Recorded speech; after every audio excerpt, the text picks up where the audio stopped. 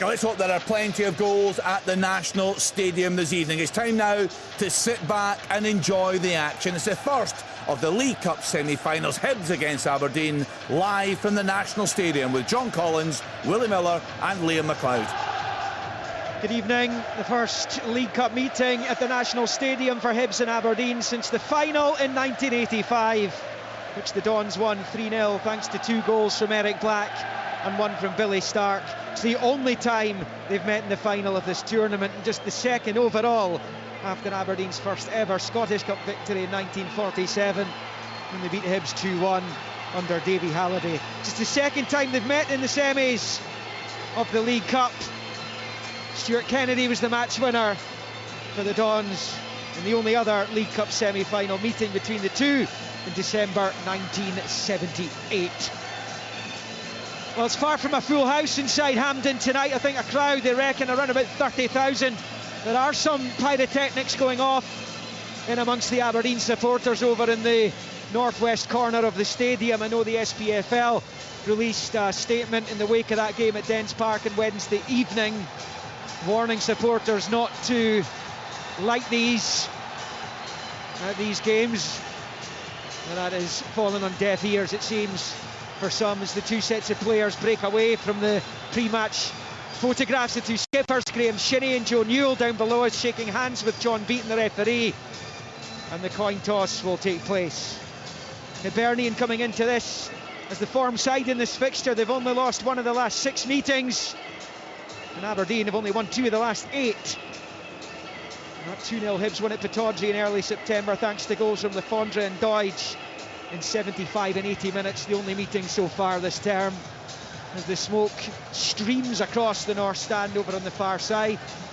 Just about ready to go, the referee's John Beaton. It's Marshall in goal for Hibs, Miller, Fish, Bushiri, Nabita, Tavares, Levitt, Newell and Johan, with Boyle and Venta up front.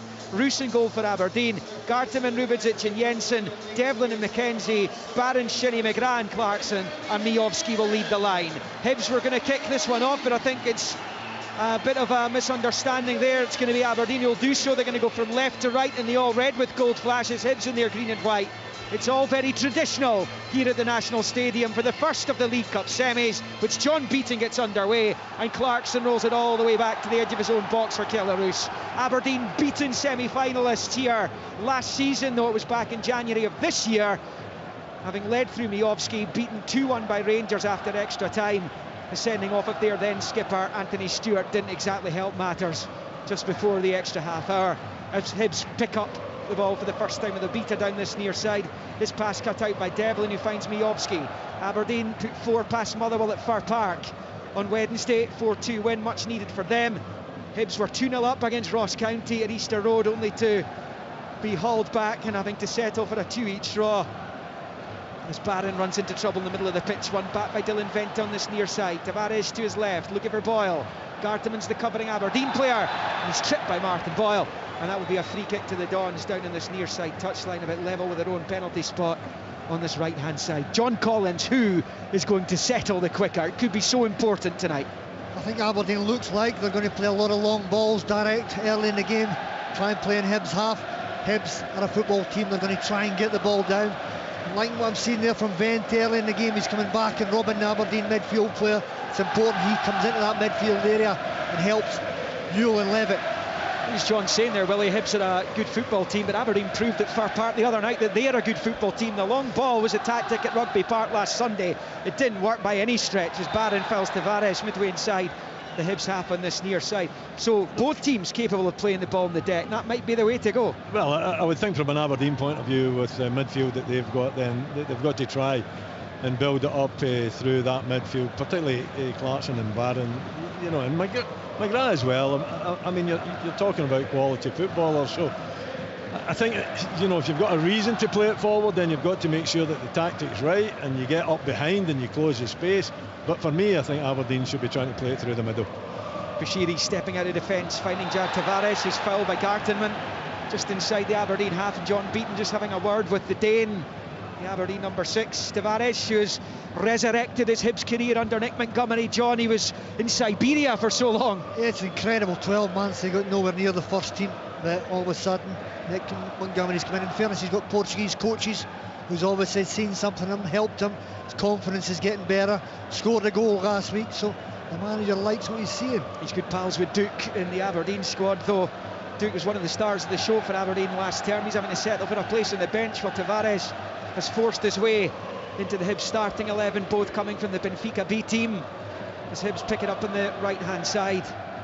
And it's Lewis Miller who's being put under pressure by McGrath, who slides in and wins it back for Aberdeen. It's found Miovski. Miovski's at the edge of the box, goes for goal himself. He'll have to settle for the corner though, as that comes back off Will Fish. Now Lewis Miller stayed down, but he was a little bit careless there. I'm not sure how sure it actually is. He'll be slightly embarrassed. I would have thought that he's had it nicked off him by Jamie McGrath. May well have caught him just in the insole there. Good pressing from McGrath, but he's dwelling on the ball. Yeah. You want to build from the back, but you've got to keep the ball moving quick. I think he went down through embarrassment, actually. I don't think there was any contact whatsoever. He dwelt on it too long. He's making a meal of it. Maybe I'm being too hard on him. If there was contact, it was after McGrath had won the ball, but it gave Aberdeen that opportunity. They were looking for a handball as well. Didn't see that handball as Miovski decided to strike it towards goal, but it gives Aberdeen a corner, and Miller still down getting treatment. Yeah, it's going to be a little stoppage here. The Hibs player who's really resurrected his Hibs career. We're seeing a replay of Miovski striking the ball off Fish. I mean, he couldn't get much closer to him, in fairness. Now obviously they'll be checking that. There's no official stoppage check, because we'd know about it by now if there was. So it looks like Aberdeen will have to settle for the corner. Those handballs are just crazy. Somebody's shooting 3 foot away from you. Just never know nowadays, do you? I know. The rules have got to be changed, hopefully, in the not too distant future. The 5th minute of the game, no goals. Lewis Miller's being helped off the pitch for now, so Hibs are going to have to defend this with 10 men. The first corner of the semi-final goes to Aberdeen. Their supporters off to the left, Hibs to the right as Leighton Clarkson takes it, drills it in low. I'm not sure it's what he intended. Johan clears it out for a throw-in over on the far side for Aberdeen, down by the corner flag. And Leighton Clarkson's got so much quality, couldn't display it there. There's nothing more frustrating for a manager. Get a corner kick and he puts it, doesn't miss the first man.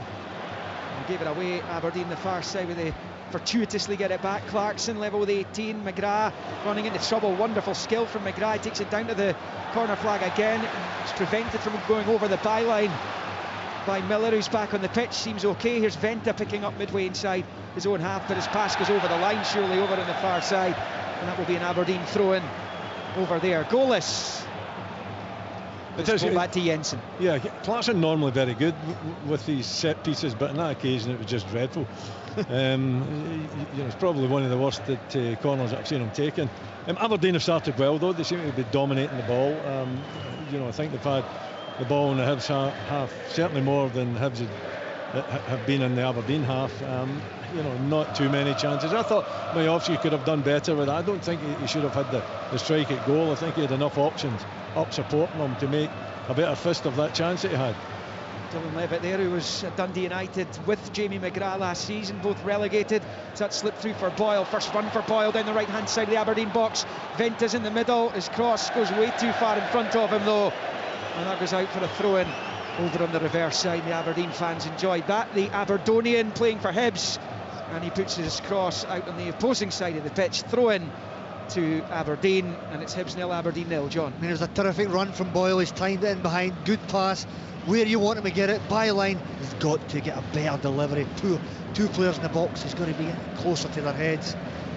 It's a little bit concerning from an Aberdeen point of view.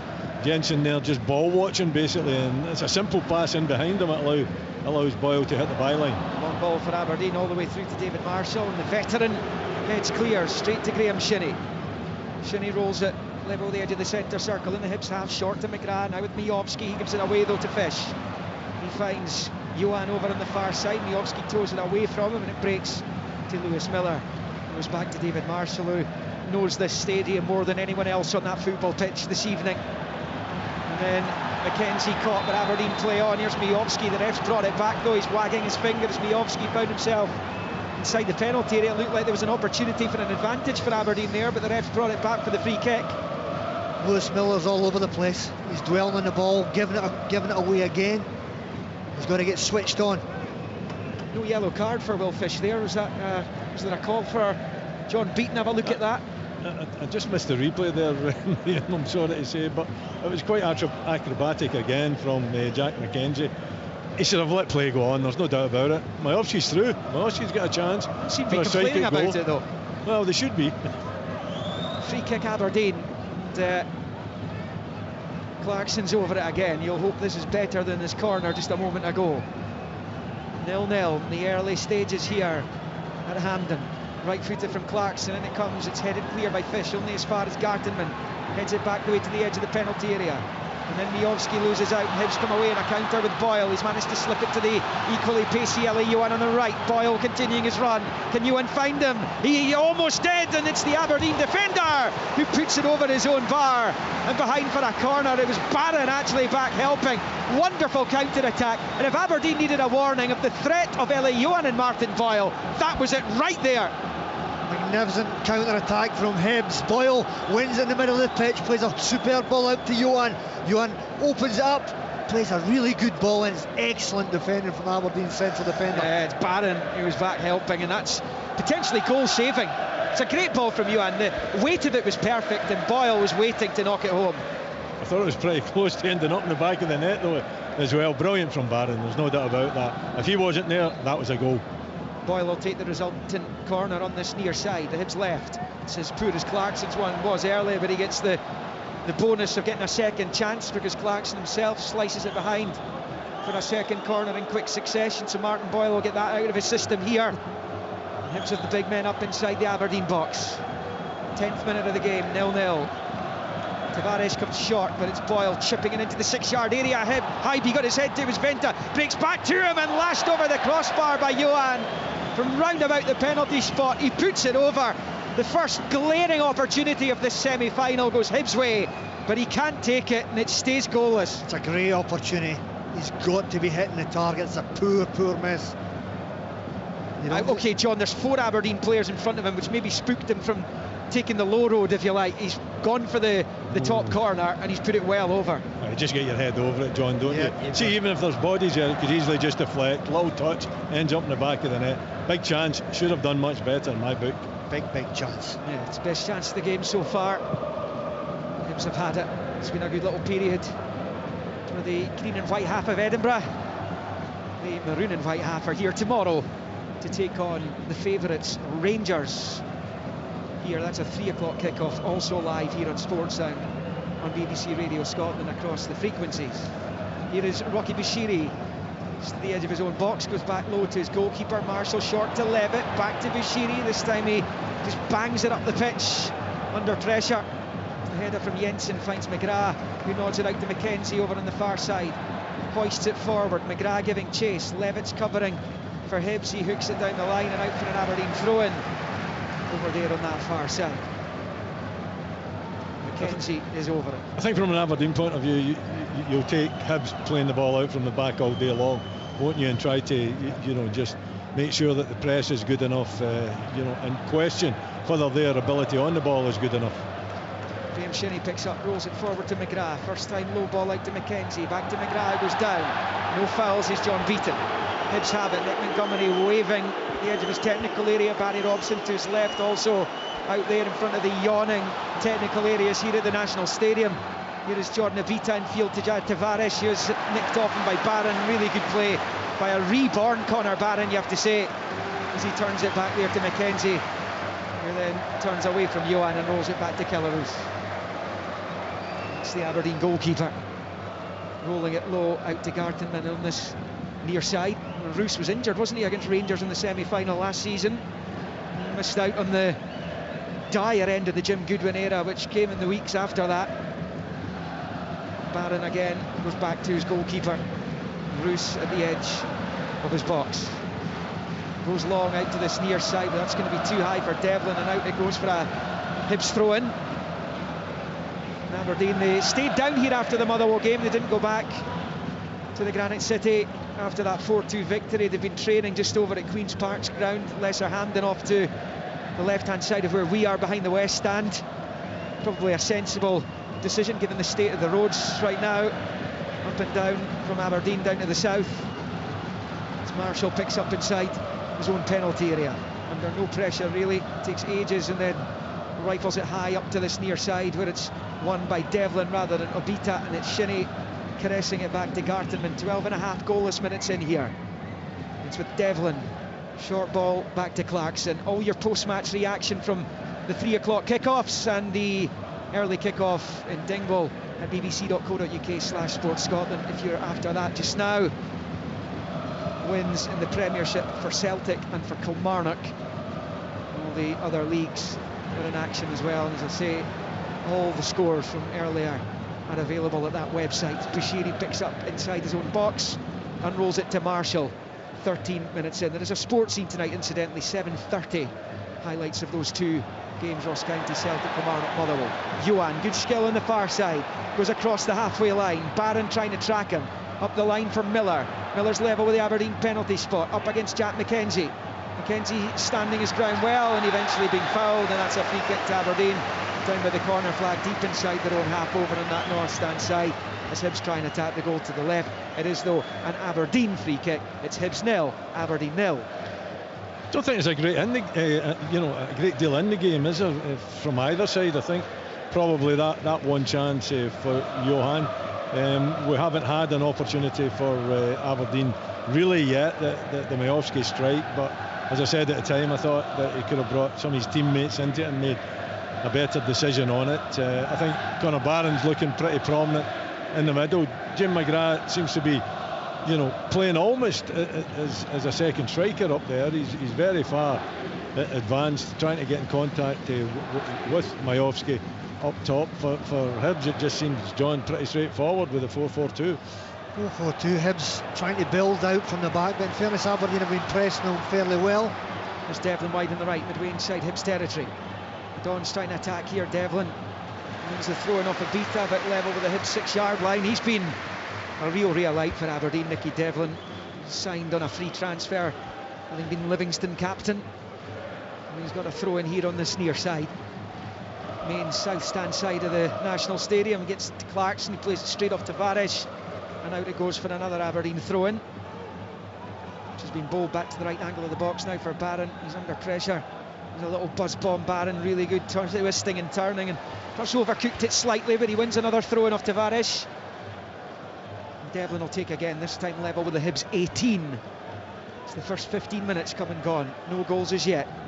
Bowled in by Devlin to the right angle of the box for McGrath. Back to Devlin, low ball short to Barron. Skips away from one, finds Clarkson, tries to scoop it back towards Barron. And Tavares, the covering player for Hibs, he's actually done really well. Strong play from Jai Tavares, who clears out to this near side. Gartenmann looking to keep it alive. Hibs get it away, it's going to break back here to Rubidzic. Decides to take a touch against Boyle rather than the easy ball, and what on earth did he do there? He kind of threw himself head first down onto the ground. He made contact with the ball on his way down, but also the Hibs player, and I think the referee has decided that it was such a ridiculous move that to give the foul, because he's completely wiped out the Hibs player as well in the process. Yeah, I think it was awkward, wasn't it? It was definitely going down at the time, and they decided to almost dive into the Hibs player. I think the referee was right in calling a foul. Captain Man has it for Aberdeen, first time up into the air. Devlin's going to get there, he nods it back the way towards Gartenmann, who controls in the chest and then rolls it into midfield for Shinnie. Shinnie turning away from Venta and squaring it to the left there for Jensen. A ball forward to the halfway line for McGrath, controls, under pressure now from Fish, and out it goes for the throw-in to Aberdeen, about level with the edge of the centre circle, inside their own half over on the far side. Hibs have had the best chance, Aberdeen have had most of the ball though, John. Yeah, I think I've been a little bit disappointed Hibs haven't been able to get any real possession and control any part of the game. They've had the chance, but they're struggling to get out from the back. They're trying to get out, but Aberdeen are making it very difficult when they're pushing numbers high into the Hibs half. And Aberdeen are controlling the game with the ball at this moment in time. It's Hibs' 6th League Cup semi-final in 8 seasons. They've got a pretty good record in the Scottish Cup as well, as Boyle almost profits on a loose ball by McKenzie, but it's won back by Jensen, who finds Barron inside his own half, just outside the centre circle, and then rolling it out to this near side for Gartenmann. Back to Rubidzic. Well, these two teams notoriously haven't been keeping many clean sheets this season, so I'm personally not expecting the 0-0 scoreline to last too long this evening. As Clarkson turns it back to Roos. Even with a comfortable victory at Motherwell, Aberdeen conceded twice during the week, and we know what happened to Hibs the night before. 2-0 up, seemingly cruising to 3 points, had to settle for 1 against Ross County. As Miller rolls it forward to Johan. Ball in field to Levitt, back to Johan. He's on the spin. He's away from McKenzie, and he rolls it out to this near side to Obita, though I'm not sure he was the initial intended target, but he's on it anyway. And he rolls it back to Rocky Bushiri. Infield it comes to Levitt. If they can get him fit, what a good signing he'll be, Dylan Levitt. Wales international, impressed particularly in his first season on loan from Manchester United at Dundee United. He likes to get on the ball. He's always making himself available from the back four. I'd like to see him a little bit playing it further forward, a little bit quicker. Sometimes he tends to go a little bit sideways and backwards, but that'll come confidence. He's got to believe in himself. He can play the forward passes. Yes, a good move for both parties potentially if Levitt can find form. And he's on the ball here, rolling it right to left of the circle for Newell. Scoops it up, looking for Obita. He spotted him. Obita, left-hand side of the box, is at the byline, pulls it back to Barrett, shoots, and it is blocked by Gartham, and behind it goes for the corner. Hibs flickering into life there. Almost 19 minutes in, 0-0, and Jair Tavares, he got his first goal for the club on Tuesday night, looking to double up in double quick time, but he too has to settle for the corner. First phase of play, Hibs have had no positions half. Passes, 4, 5, 6 passes. Good penetrating pass from Newell to the byline. Obita cuts it back. That was going in the bottom corner from Tavares. Unlucky there. Good play from Hibs. Boyle and Tavares are over the corner. Looks like Boyle in swinger from the Hibs left as they attack the goal to the left. Right footed from Boyle, in it comes. It beats just about everyone, I think, there. Is that going for a goal kick or a corner? It is a goal kick, so it's not touched anyone on its way through there. Nick Montgomery down below us wanted a corner. There's a tempting ball in by Martin Boyle, and neither the attacking players or the defending players could get a touch onto it. Stays Hibs 0, Aberdeen 0. It's now Aberdeen in possession with Rubetic right of his own box. Long ball forward, and Obita with the cushion header. Barron also with the cushion header, and out for a Hibs throw-in on the near side. Yeah, Liam, that's a couple of corners that Aberdeen haven't defended particularly well. You know, I do feel that someone has got to go and try to dominate the ball when the cross comes in, and in both occasions, that one in particular, Aberdeen were found wanting. It just flashes right across the face of the goal. All it needs is a little touch from a green and white top, and it ends up in the back of the net. So I think Barry Robson will be a little bit concerned, their organisation at the set pieces. Hibs beginning to settle now, I feel. 20 in, 0-0. See the Scotland manager Stevie Clark and his assistant John Carver are in attendance tonight. Scotland squad for those final Euro 2024 qualifiers will be named next week. Ahead of Georgia and Norway, as Rocky Bushiri comes forward. His pass cut out by Clarkson. So Devlin, who plays it off Tavares, and out for an Aberdeen throw-in on the near side. The last 5 minutes have been much better from Hibernian, John. Really, yeah, much better. They've got a little bit control of the ball, but it's really interesting. Initial phase, Hibs goalkeeper gets it. Aberdeen instantly block Fish and let Bushiri get it. As soon as Bushiri gets it, they rush him and force him forward, and he's on his weaker foot. So it's a good tactic from Aberdeen's point of view. John was in charge the last time Hibs won this competition back in 2007 as man of the match. Still very much part of the Hibs squad. Lewis Stevenson on the bench, as that's nicked forward by Aberdeen. Bushiri puts it out under pressure from Miovski. That will be a throw-in to the Dons on this near side. It was Miovski who scored the opener against Rangers in the semi last season, and he put on enough pressure there to force it out for an Aberdeen throw-in on this near side to be taken by Devlin. Miovski's next goal will take him into double figures. He's already halfway to his tally of 18 last season. His partner in crime, Duke, scored 18 last term as well. Just the 2 so far from him. As the Aberdeen ball from Devlin comes into the box, but it's an easy one right through to David Marshall. The quality in the final third's not there for Aberdeen yet. It was on Wednesday, not tonight so far. Well, so far no. You know, they haven't created any real opportunity.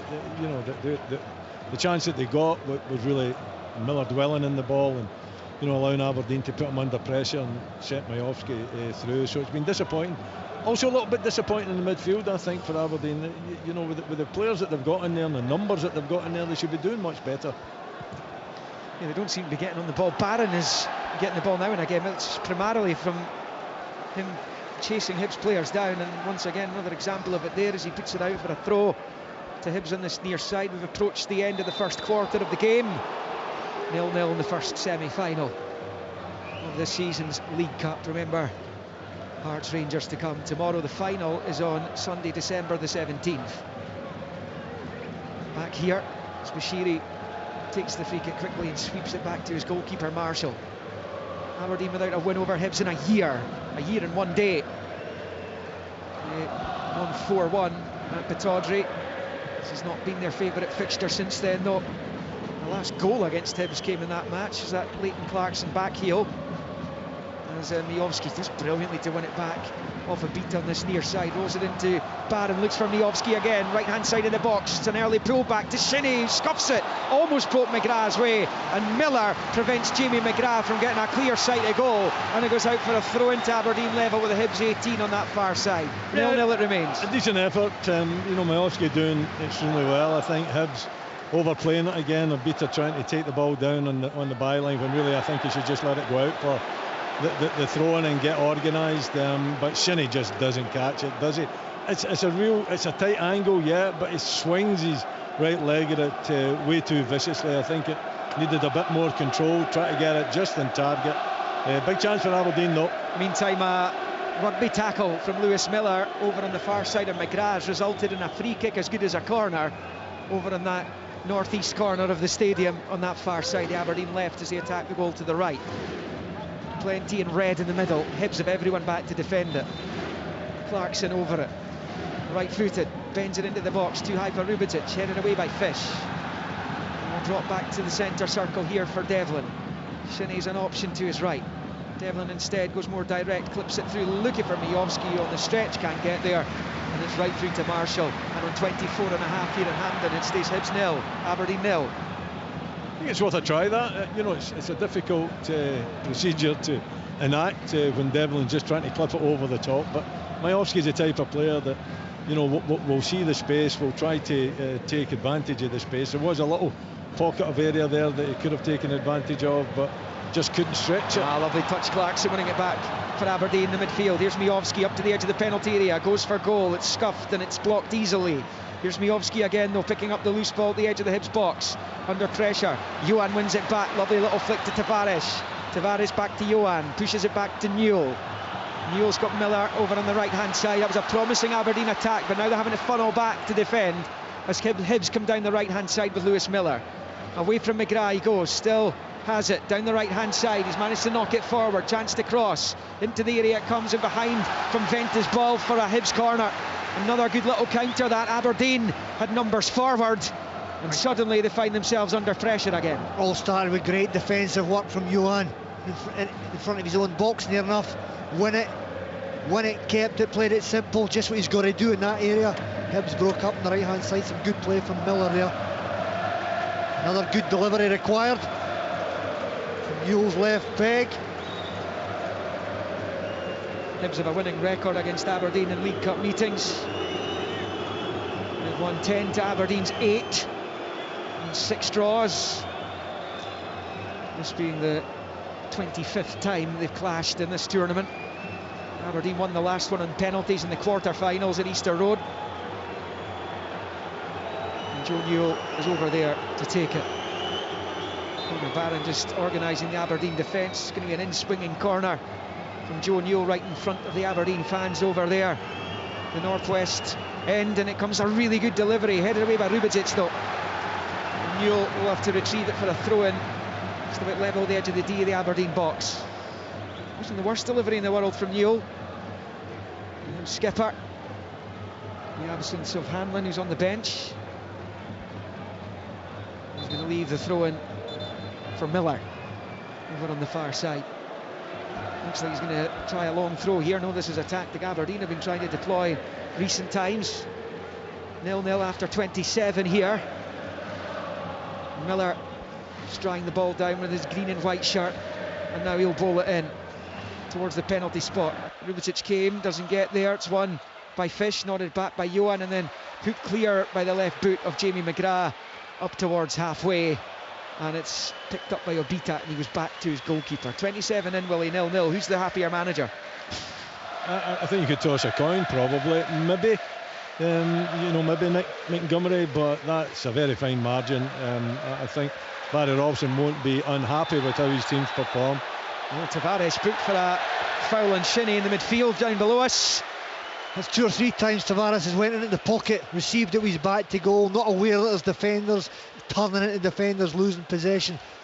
I can tell he's not comfortable in that zone. He's a winger, but the manager's asked him to go into those little pockets. Harsh booking, it shouldn't be a booking, my opinion. There's not a great deal in it. I think his boot was a little bit on top of the ball rather than going for. And the referee was right there, Joe. You should be saying that it was a definite free kick, and I should be saying, no, that was a good tackle. In my opinion. I think it was just a little bit. It's the studs on top of Graham Shinnie's left foot, isn't it? Modern day, that's a booking, When you see it in slow motion, he's caught the top of his foot, his studs. Well, Tavares, he's a cousin of Portugal Euro 2016 winner Renato Sanchez. Nowadays, it wasn't even a foul. No. You have to get with the times, gentlemen. You all do. As Rubidzic rolls it into the midfield for Shinnie. Approaching the half hour, still no goals in the first of the semis. Clarkson to Barron on the near side, short to Garteman on the Aberdeen right. Dinking it into the Hibs half from Miovski. Difficult one for him to deal with. He's managed to push it back to Clarkson inside his own half. Now Garteman for Shinnie. And he rolls it back to Rubidzic. There's been too much space for Aberdeen to work in tonight so far. Hibs have been standing their ground pretty well. Barry Robson's cutting a more and more frustrated figure down below us, having to come back the way. Hibs pressing the game really well. Comes back to Roos, and they're resorting to the long ball again from the Aberdeen keeper, and that goes straight back into Hibs possession. Obita with a header, but it's Rubidzic who just clatters it forward, and all the way through it comes. I think to David Marshall. Roos has probably kicked the ball 6 times, and 6 times they've given possession away. You've got it. There comes a moment you think, what's the point of kicking it long and giving the ball away? Well, they did it for 90 minutes at Rugby Park last week, so you would think that they would have learned the lesson. They did, particularly when they've got options. I still think, the wing back should be making himself available. You've got 4 in midfield as well, that surely, goodness, you can put it to one of the 3 centre backs or a wing back, and then look for a midfield player. I don't think the midfield players are looking enough for the ball, John, as well. I don't think they're demanding it enough for Aberdeen. I think that's a weak area just now for them, and it shouldn't be. Graham Shinnie fouled over on the far side by Venta. Aberdeen free kick. Graham Shinnie was in the beaten Inverness team the last time Aberdeen won this trophy, 2014, as it's knocked into the Hibs box. Miovski pinches it off Fish, rolls it out wide right for Devlin. His ball back in, though, is cut out by Bushiri, and Fish launches the ball forward as Rubidzic, under pressure from Boyle, does well to flick it back to Roos, the edge of his box. He finds Jensen, he goes long, chasing after it down the left is McGrath. He's going to get there. Miovski's waiting in the middle here. Miovski pulls back. Chance here for Aberdeen. McGrath waited too long. It's pulled back and blocked, but it breaks back McGrath's way. Wide left hand the Hibs box. Crosses, blocked by Miller. Back to McGrath again. Cannot free himself of Lewis Miller here. Rolls it back to Jensen. It's a big up and under towards Clarkson. Headed away by Obita. Barron controls the edge of the box. Looks for McGrath, can't find him though, and out for a Hibs throw-in over on the far side. 31 on the clock. Hibs 0, Aberdeen 0. Yeah, it looked as though it was developing quite well for Aberdeen on that occasion. Poor pass from Conor Barron, which is unusual as well, but McGrath showing a fair bit of skill out on the left hand side, trying to create the opportunity, but in fairness to Hibs, they defended the situation extremely well and closed the space down, as they have done for most of this game so far. Aberdeen winning it back over on the far side, but losing it quickly to Levitt, and then Miller knocks it forward to Venta, looking for Boyle. Boyle scampered forward, he's onto it, he's on his own though, he's inside the box. Boyle shoots, good slide block challenge there by Garteman, concedes Hibs' latest corner, but again Martin Boyle finding himself behind the Aberdeen defence. He's always going to look for that run in behind. You can tell the manager's giving the instructions. Venti's dropping it in the hole, picking it up in the pocket, turning, playing a lovely ball. So it's worrying for Aberdeen because he's got the legs on all the central defenders. He's going to take this corner wearing those luminous orange boots that stood him so well 2 years ago against Rangers here. The first Highby to score a hat-trick at the National Stadium since former Aberdeen striker Of course, all-time top goal scorer and legend Joey Harper. As Boyle takes towards the penalty spot, won by Bushiri, didn't really know what it was. Newell's efforts deflected off the back of Venta and behind the left-hand post for a goal kick. Could have gone anywhere, that. 32.5 in, goalless. It fell nicely for Joe Yule. You fancy him with his left pick. He caught it sweet enough, but the direction was off target. But the deflection from Venta could easily have outfoxed Kellaroos. He seemed pretty calm, to be fair to the Aberdeen keeper. We're going to follow in the footsteps or the gloves of Theo Snelders, who won the Cup double in 89-90. Incredible, Willie, to think that Aberdeen won 2 trophies that season. They've only won 2 trophies in the 33 years that have come and gone since. Yeah, not enough, that's for sure.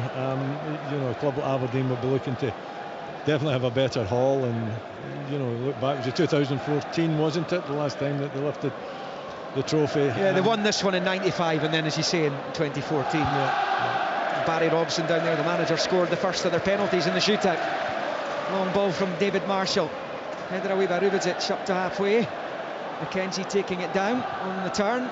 Lewis Miller has recovered from a ropey start and settled very nicely into the game, and he's forced McKenzie into the error on the far side, and Hibs have a throw-in, which Miller takes himself, bowling it back to Will Fish, who finds Levitt.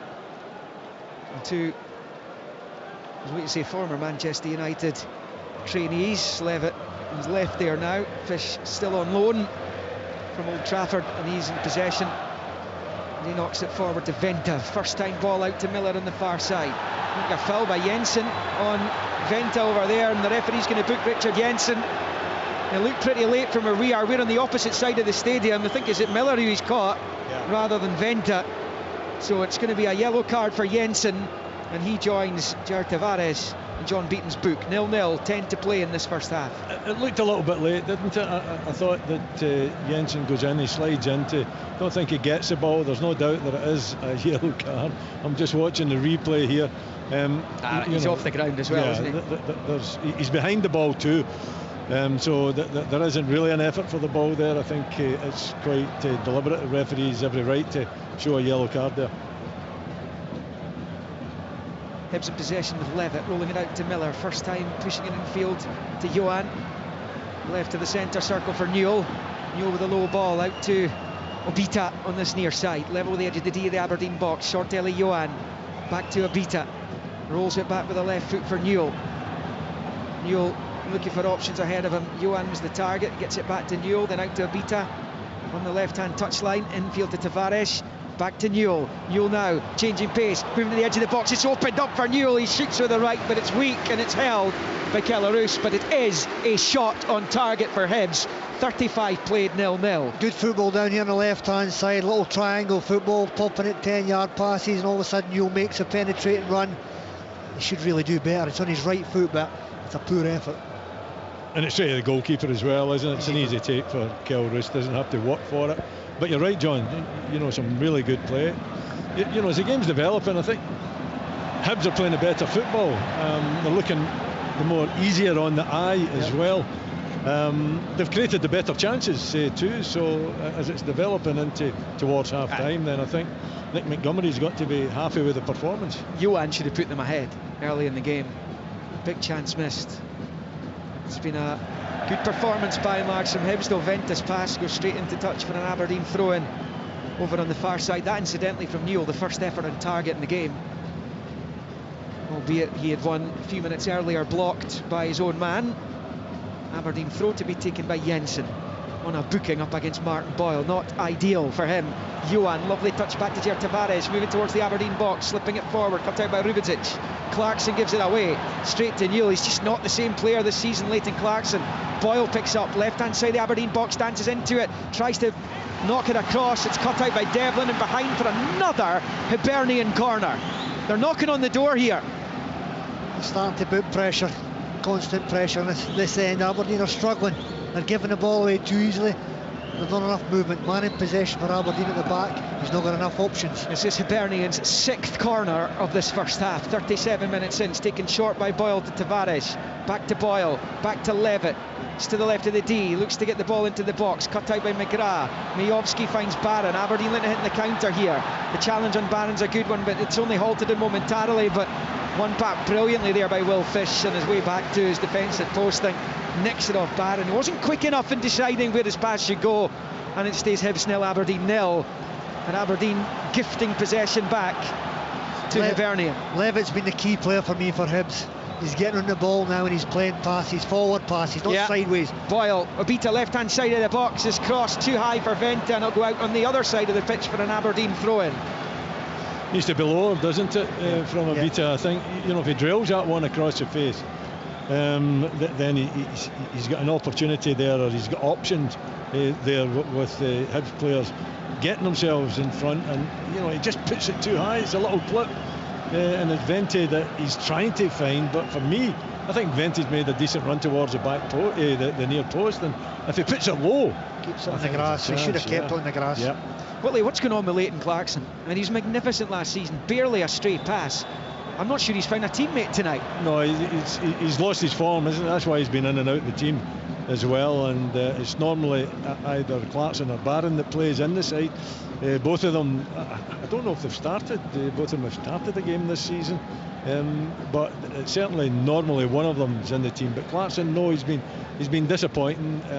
Normally his set pieces are extremely effective, and I think generally they are, but in terms of having an influence in the game tonight in particular, and other games during this season, then he hasn't been the same player. Barron has been the one that, if you're going to pick out anything between the two of them, then Barron has been the more influential. Yeah, and you mentioned Dylan Levitt as we wait for the play to get back underway. Stoppage for attention to Jamie McGrath. We talked about him earlier in the match, John. If they can get him fully fit, then he's one heck of a player. Yeah, he's neat and tidy. He always wants the ball to his feet, makes good angles to receive it, looks, as I say, just to take his game up to the next level, more forward passes. Bashiri with a foul up the other end on Majowski. That's going to be a free kick to Aberdeen, about 25 yards from goal, almost bang centre of the pitch. Majowski's hurt his shoulder, and that's going to be a free kick to Aberdeen. To answer Willie's question about Barron and Clarkson, this is the first time they started together. Yeah, that would sound about right. Clumsy from Bashiri, yeah. I think Majowski tried to take it down in his chest, isn't he? And he did. Bashiri tries to just go right through him in that occasion. Very strong challenge, a free kick, and we know that Clarkson's capable from this distance, so maybe this is his moment. It's been an underwhelming season for Leighton Clarkson so far, just the one goal. It did come in this tournament against Stirling Albion in the last 16, at Fourth Bank, as we go into the final 5 minutes of the opening 45. No goals as yet. It's a long way out, but Clarkson more than capable. Maybe a little bit further back than 25, actually. Almost the 30 mark. Clarkson walks away from the ball. The referee just about ready. Clarkson will now run towards it. Right-footed, straight into the wall. Breaks back to Clarkson. Angles it out towards Gartenman. There's a head knock there on this near side. That's going to go Hibs' way. The Hibs player got there first. Up against Gartenman. They're both down now, and that will be a free kick to Hibs. Still in Venta. I think it was the Hibs player who actually managed to get there ahead of Gartenman. He stuck the nut on the back of his head, and they'll both need a bit of attention now. 0-0, 41 played. Yeah, there's a case there to say that's very similar to the Bashiri challenge, because Gartenman's not getting that ball. He's not getting it. You know, Vente is way up ahead of him. He comes in, he puts his forehead into the back of the striker. He'll be saying that it's accidental, and it might very well be accidental, but you know, I think two of them are very... The two situations are very similar, rather rash challenges from defenders.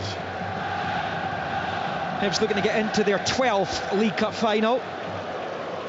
They've been in 4 League Cup finals since the turn of the century. Aberdeen, only Celtic and Rangers have won this tournament more often than them, but even then it's only 6 times. Most recently, as we were talking about, in 2014. Won it in 1955 under Davy Shaw, before subsequent successes in 76 under Ali McLeod. Jarvie and Robb with the goals. Willie will remember that well, I'm sure, despite the fact it's nearly 50 years ago now. And then against Hibs under Alec Ferguson, it was always the trophy that evaded Alec Ferguson before he prevailed in 1985 against tonight's opponents. Smith and Scott did it in 89 against Rangers. It was Aitken in 95 against Dundee, and then Derek McInnes against Cally Thistle in 2014, as that goes back to David Marshall. Play resumes and both players are back on after the head knock. Flicked on by Tavares. Important period in the match this. You can score before half-time. What a boost it gives you. We saw Aberdeen concede late in the first half at Kilmarnock last Sunday. We'll be desperate that Hibs don't do what Kelly did on that occasion as we head towards the interval here at Hampden. Hibs will be feeling the same. Rubedzic heading away from Boyle. Barron can't... Well, he's actually managed to keep in play. Back to Devlin, but his long ball swings over the line and out for a Hibs throw-in on this near side. Just feel Hibs are playing with more composure, more confidence. Aberdeen, there's a lot of anxiety, a lot of tension. Yep. Players are hooking up the pitch, clearing their lines as if it's the last 5 minutes and they're 1-0 up. And it's the first half, they should be settled into the game now. Semi-finals can do funny things to you, you two know that, I'm sure. As Hibs pick up wide on the right with Miller, his pass goes straight to Mackenzie, but brilliantly won back by Newell there, just as it looked like McGrath was going to get onto it. And a lovely turn there by Johan away from Rubedzic, taking him right out of the equation. His pass was poor, and that is Ellie Johan in microcosm. It's Aberdeen pick it up again on the left. It's Mackenzie firing it for Miovski's not getting there. Fish puts it out for an Aberdeen throw in. 43, almost 44 played. Hibs 0, Aberdeen 0, and that is what Ellie Johan's all about. He shows a magnificent bit of skill in the middle of the park, and then all of a sudden he's got a simplest pass to play his teammate in, and he can't do the simple thing. It's so frustrating, man. He is a frustrating player. The Hibs fans must be pulling their hair out because he comes up with special moments. I mean, his double at Tynecastle this season was magnificent in the derby for Hibs. It really was, because that game looked all but done and dusted for Hearts. Yet Johan stepped up 2 goals in less than 2 minutes at the school end at Tynecastle in front of the Hibs fans. No better place to do it if you're a Hibs player, as Newell launches it forward, collected here by Jensen. Perhaps doing it at Hampden in a cup semi or a final would equal it, to be fair. It's rolled out to Mackenzie on the left, trying to get away from Johan. He shows too much of it to Miller, who wins it back for Hibs. Aberdeen just haven't been able to string more than 5 or 6 passes together. Shinnie wins it back for them in the midfield though, and he is tripped. He's bought a few of those tonight. He's a clever player, Graham Shinnie, in that regard. He loves the battle, but he knows when he's able to get the better of his opponent when he's under pressure on the ball. But they've wasted the free kick in double quick time. Hibs have it back on the near side. As we look down at the 4th official, it was Grant Irvin, and 2 additional minutes have been bolted on to the end of this goalless first half. Willie Miller. Yeah, no, just on Shinnie, he uses all his experience to go down. It's not a free kick, I'm sorry, and the referee's right on top of it, but he just kind of falls over it. He knows he's under pressure, he knows that he's likely, who does it, he's not going to win possession, he goes down and gets a free kick. But yeah, there's no doubt at half-time, I think Nick Montgomery will be the happier manager. I think Barry Robson will be looking for much more composure from his team in the second half. 1 shot on target in the game, it came for Hibs, who have shaded the possession on 53% as it stands. 6 corners to Aberdeen's 1. They have been the better team, but still nothing each. Long ball from Jensen is dreadful. He's all the way through to Marshall. He's apologising. They keep missing out their midfield. They've got good football players in the middle of the park. I don't understand it. Well, the Aberdeen fans are wondering if it would be the performance of Kilmarnock or the performance of Motherwell they'd see tonight. So far it's the Kilmarnock game. Yeah, it's just, you know, I think simplify it a little bit. I would say to the 3 central defenders, you know, everything seems to be 40 yards plus in terms of their passing, and it doesn't have to be that. You know, they want to try and, you know, cut that down to 10, 15 yards, play it into the midfield and try to build it up. You know, they should have extra bodies in there the way both teams are playing, and they should be able to get you know, more men on the ball, but you've got to look to play it into midfield, and sometimes at the back, or the majority of the times at the back, the back 3 in particular are not looking for the midfield. Dartiman has at the edge of his box, goes back to his keeper. He'll have to be careful after his so there was a header perfect, last week. It was a perfect example. two centre-halves and a goalkeeper against one Hibs player. The left centre-half of Aberdeen didn't want the ball, leaving his goalkeeper no option but to kick up the pitch. Miovski, right-hand side of the Hibs box. His pass bounces back off Levitt, and the referee blows the half-time whistle. Not too much in the way of quality in this first League Cup semi-final of the season. We thought it would be tight. It's the tightest of scorelines at 0-0. Hibs have been the better team, though. I don't think there's much doubt about that. I don't think you'd find too many arguing with that. Even in the Aberdeen camp, they've missed a couple of really good chances, particularly Ellie Johans on 10 minutes when it dropped back to him just beside the penalty spot. He had plenty of time actually to pick his spot, but he launched it high over the crossbar. Boyle's been a threat on occasion. Johans done some great stuff, done some bad stuff as well. Aberdeen haven't tested David Marshall, and it's been the long ball tactic that hasn't really paid off for them this season. When they've produced in matches this term, it's been because they've had the ball on the ground and they've used the midfield. They bypassed that for large spells of this game so far. But at half-time, and what could be a long night at the National Stadium in the first of the League Cup semis, it's Hibernian 0, Aberdeen 0. Hibernian versus Aberdeen. He's in, he scored! The Scottish League Cup, live on Sports Sound from BBC Radio Scotland.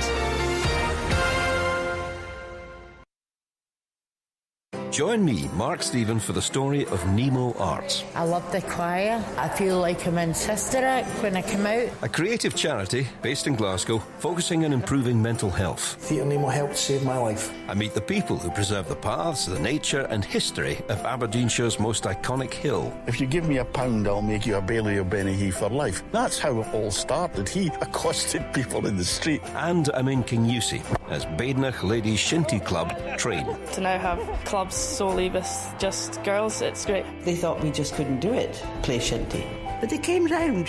That's the latest series of Our Story. Listen now on BBC Sounds. You're listening to Sports Sound on BBC Radio Scotland, bringing you full coverage of the first of the League Cup semi-finals from Hampden Park. Hibs 0, Aberdeen 0 at half-time. Looking at the match stats, 45% possession for Hibs, 5 shots to the Dons 3. Both sides have had 1 shot on target, and Hibs dominating the corner count, 6-1 on that. John Roberts, I think we've got to be honest here, it's been a pretty poor game. Certainly Aberdeen have been very poor. The odd moment of quality has come from Hibs. Joe Newell looks decent in the middle of the park, and you spoke there about your frustrations that you share with all Hibs fans watching LEU. And what would you make of that first half? I think Hibs have had more composure. They look a more confident team.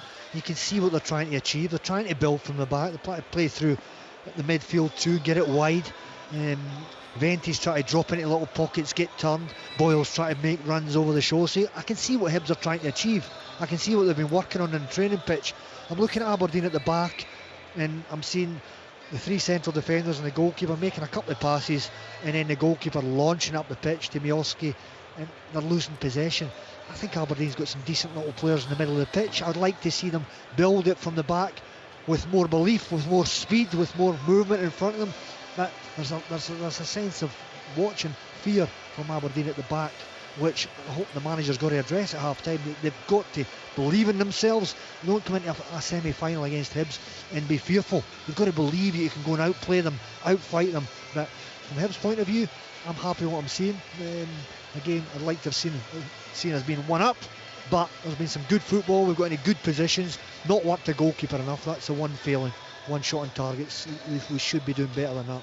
Yeah, there's no doubt John summed up very well there. There is a real lack of belief in the Dons, and Liam said there the Dons fans turning up today in decent numbers. Again, you'd have to say, not sure whether they see the Kelly performance or the Mullall performance. It's certainly the former. What on earth do you put this down to? Because they've just looked, it's dreadful's too strong, but they just offered nothing in that first half. Yeah, I mean, there's got to be some kind of structure to your game, and there's got to be an identity in what you're trying to achieve. And if you're just giving it to one of your centre backs, normally it's the right or the left, Gatterman or Jensen, and then they're just launching it forward they have got to look for midfield players. They've got to try and build it up. I don't see the wing backs making themselves available either. You know, if a centre back is on the ball, then you've got to have a little bit of width. If the wing backs come back the park looking for it, then it gives, you know, the Hibs wide player something to think about, and then it maybe opens up the midfield. Listen, you've got 4 players in the midfield there. They should be able to get a bit of space, make themselves available and get on the ball. There's got to be better patterns of play coming from Aberdeen from the back, and not just the long ball forward, because it's very hopeful. They're a little bit better when they play it forward, because they're actually supporting it by getting the midfield up and the back 3 up as well. They didn't do that at Kilmarnock, but it's still not good enough. It's still on for them, I think, in the second half. If the manager sorts them out and gets them actually passing the ball from the back to the wing backs or through the midfield, and try to create and progress going forward, rather than just trying to go forward by playing 60 and 70 yard passes up to Majowski, who invariably is not going to win it. He's not going to win it in there. You know, the best that you can hope for is a midfield getting up and winning the second ball. And so far, the tactics that Aberdeen have employed have just not worked. Have been the better team, no doubt about that. They've created the better opportunities, and Aberdeen a little bit fortunate still, you know, not to be a goal down, because there've been a couple of good chances for Hibs, whereas Aberdeen really haven't created anything at all. So disappointing first half for the Dons. It's got to be better in the second half. I'm sure Nick Montgomery will be perfectly happy, a little bit disappointed that his team's not in the lead, but perfectly happy with the Hibs performance. You would think so, John. The message from Nick Montgomery at half-time, I would imagine, would be just more of the same, but just be that bit sharper, that bit more quality in the final third. Yeah, I think you've hit the nail on the head. Your final third, that little bit of composure when you get to the byline, the crosses. Can you pick out somebody in the box? When you get opportunity shot, can your shots be bottom corner ran at the keeper's hand or over the bar? But Hibs are playing with confidence, and that comes from the managers. Often you come to a semi-final and there is tension, maybe first 10 minutes, and Hibs weren't great first 10 minutes. Aberdeen were better, but as the game went on, Hibs, Levitt started getting in possession of the ball, Newell started getting possession, and all of a sudden they're getting 5, 6, 7 passes consecutive, and that brings confidence. All of a sudden there's a ball over the top. Boyle's made good runs, so they're looking dangerous, Hibs, but the worry is they haven't got that goal. It's still 0-0, so for all their good play in the first half, they've got nothing really to show for it. But if they continue down the way they're playing, I'll expect them to get goals in the second half. Well, thankfully we did see some goals in our 2 Premiership games that we brought you. The 3 o'clock kick-off, Motherwell losing at Kilmarnock. Motherwell in a really poor run of form. We kicked off at midday, the lunchtime kick-off, 12:30 start in Dingwall, and a convincing win for Celtic away at Ross County. Sports Sound, Ross County versus Celtic. Scales gathers, left-hand side, pushes the ball through. There's a great little run from Taylor, touched away though. A late end of free kick. Brown was heavy on Yang. Well, they're going to check VAR to see if this is going to be upgraded. Red card is out. 10 minutes played in Dingwall. Ross County are down to 10. Turnbull tries to get the touches away from Danda. Low shot in! And David Turnbull does what he does so often against Ross County. He drills the ball low into the corner. Palmer 30 yards from goal. Ball on the inside. He's going to try for the shot! That'll seal it for Celtic. Lewis Palmer with a stunning 30-yard strike. Here's Palmer once again, driving to the byline, clips the ball back. Takers for Celtic, and it's easily put in by James Forrest. Ross County 0, Celtic 3. Definite sending off. It then causes us a problem playing against a really good team with 10 men. But on a day like that, if we don't get our tactics right, if we don't get the discipline from the players and the organisation and the fitness from the players, that can end up 7 and 8. I was really pleased the guys coming in that haven't started the changes gave us a good energy at the beginning, and then we had the energisers coming off the bench to help us as well. So overall, really good performance. Scored 3 goals and could have had more and kept the team shape. Kilmarnock versus Motherwell. Lyons takes it in there, right foot cross to Dees on the left hand side, infield to Kennedy, who's moving back out towards the left hand touchline, gives it to Dees, who's on the touchline, pass low to the edge of the box, and Watkins, who gets a strike in straight at Kelly, spilled it. Watson with the rebound, it's saved again, pulls it back, and it's stroked into the back of the net by Innes Chris Cameron, he capitalises on uncertainty in the Motherwell box, and Kilmarnock have the breakthrough, and you have to say it's probably just about deserved. Kilmarnock 1, Motherwell 0. Lots of positives in terms of individuals. Positive clean sheet, positive bouncing back from the disappointment during the week, the result, and 3 wins out of 4 in this league is good shooting, so it's important we try and keep that type of form going for as long as we can. We know how difficult it is to come here, and we probably felt when we were level pegging at half time that the game was roughly where we would like it to be, and hopefully we could offer a wee bit more quality in the second half, but it was the other side that ends up costing us. Sports Sound on BBC Radio Scotland. So Kilmarnock 1, Motherwell 0, Ross County 0, Celtic 3. Celtic now 8 points clear of Rangers at the top of the table, having played a game more. Ross County, it's very, very tight in the bottom half. They're in 10th spot with 10 points, but Hibs have got 11, Motherwell 11, Dundee 11, Livingston 10, Aberdeen 12 points. It's been a good day for Kilmarnock. They are up to 4th in the table on 16 points. Very, very good at home. The manager, Dermot McInnes, he did acknowledge today that they will have to work on their away form. Tomorrow, of course, we have the second of the League Cup semi-finals, Hearts against Rangers. Willie, you were at Dens Park for us on Wednesday evening. You watched Rangers convincingly swat aside Dundee. I know Dundee were poor on the evening, but what have you made of Rangers under Philippe Clement? Because of course you witnessed that dreadful defeat, the last game in charge for Michael Beale, the humbling by Aberdeen at Ibrox. There certainly seems to be more confidence, and more understanding perhaps in what they're trying to achieve. I was really impressed with Danilo, in midweek there against Dundee. I thought his movement and his all-round play, Kenny, to be perfectly honest, coming off and setting things up, and also running in behind and always being a goal threat. So I think Rangers have been searching for a consistent performer in that area. They look confident at the back. I tell you, Balogun looked pretty decent as well at the back, didn't he? I thought he looked strong and he looked a threat going forward. A number of occasions he galloped into the midfield to help, try to set up attacks too. So him and Golson looked to be really strong there. Goalkeeper is a very good goalkeeper. There's no doubt in that. We all know that. But I think generally just playing with a bit more of a swagger, a bit more belief.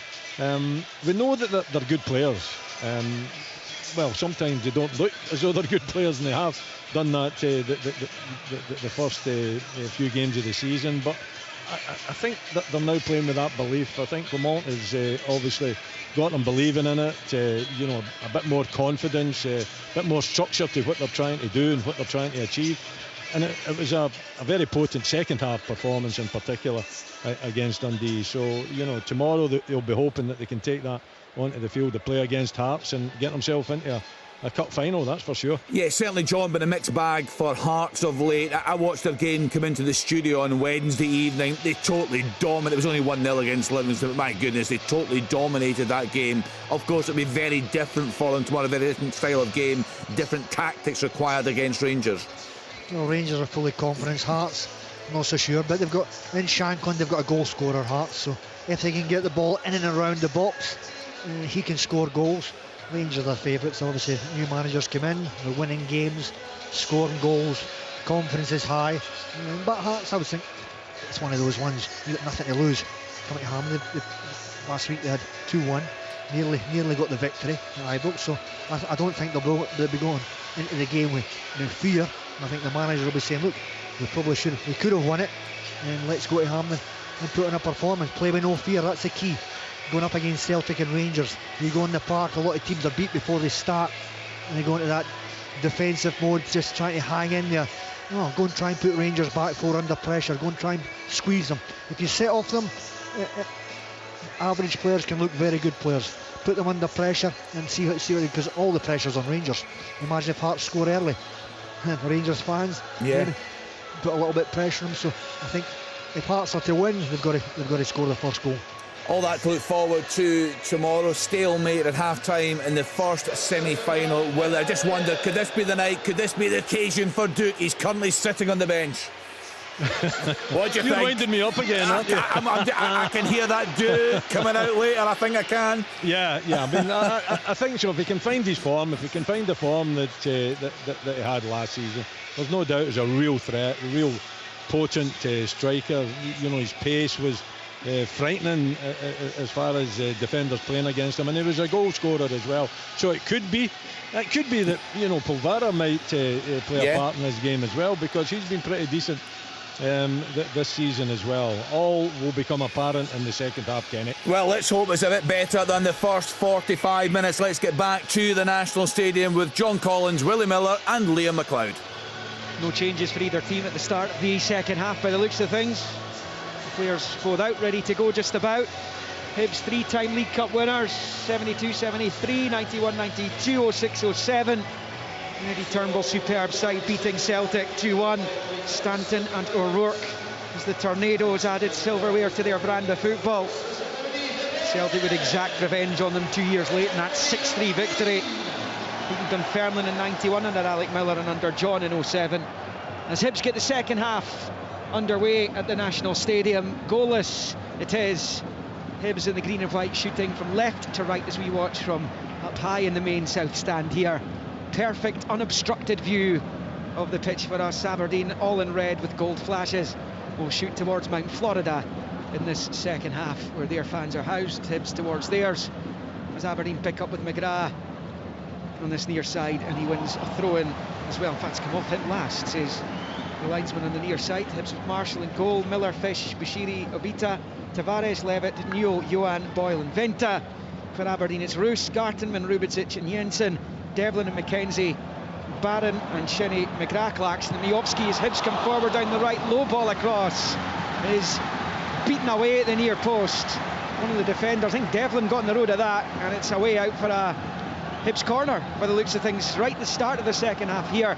Their 7th corner of the semi-final, and the second half begins as the first half ended. Tremendous play from Hibs down this right hand side. Johan plays Miller into the byline, drills it across the 6-yard.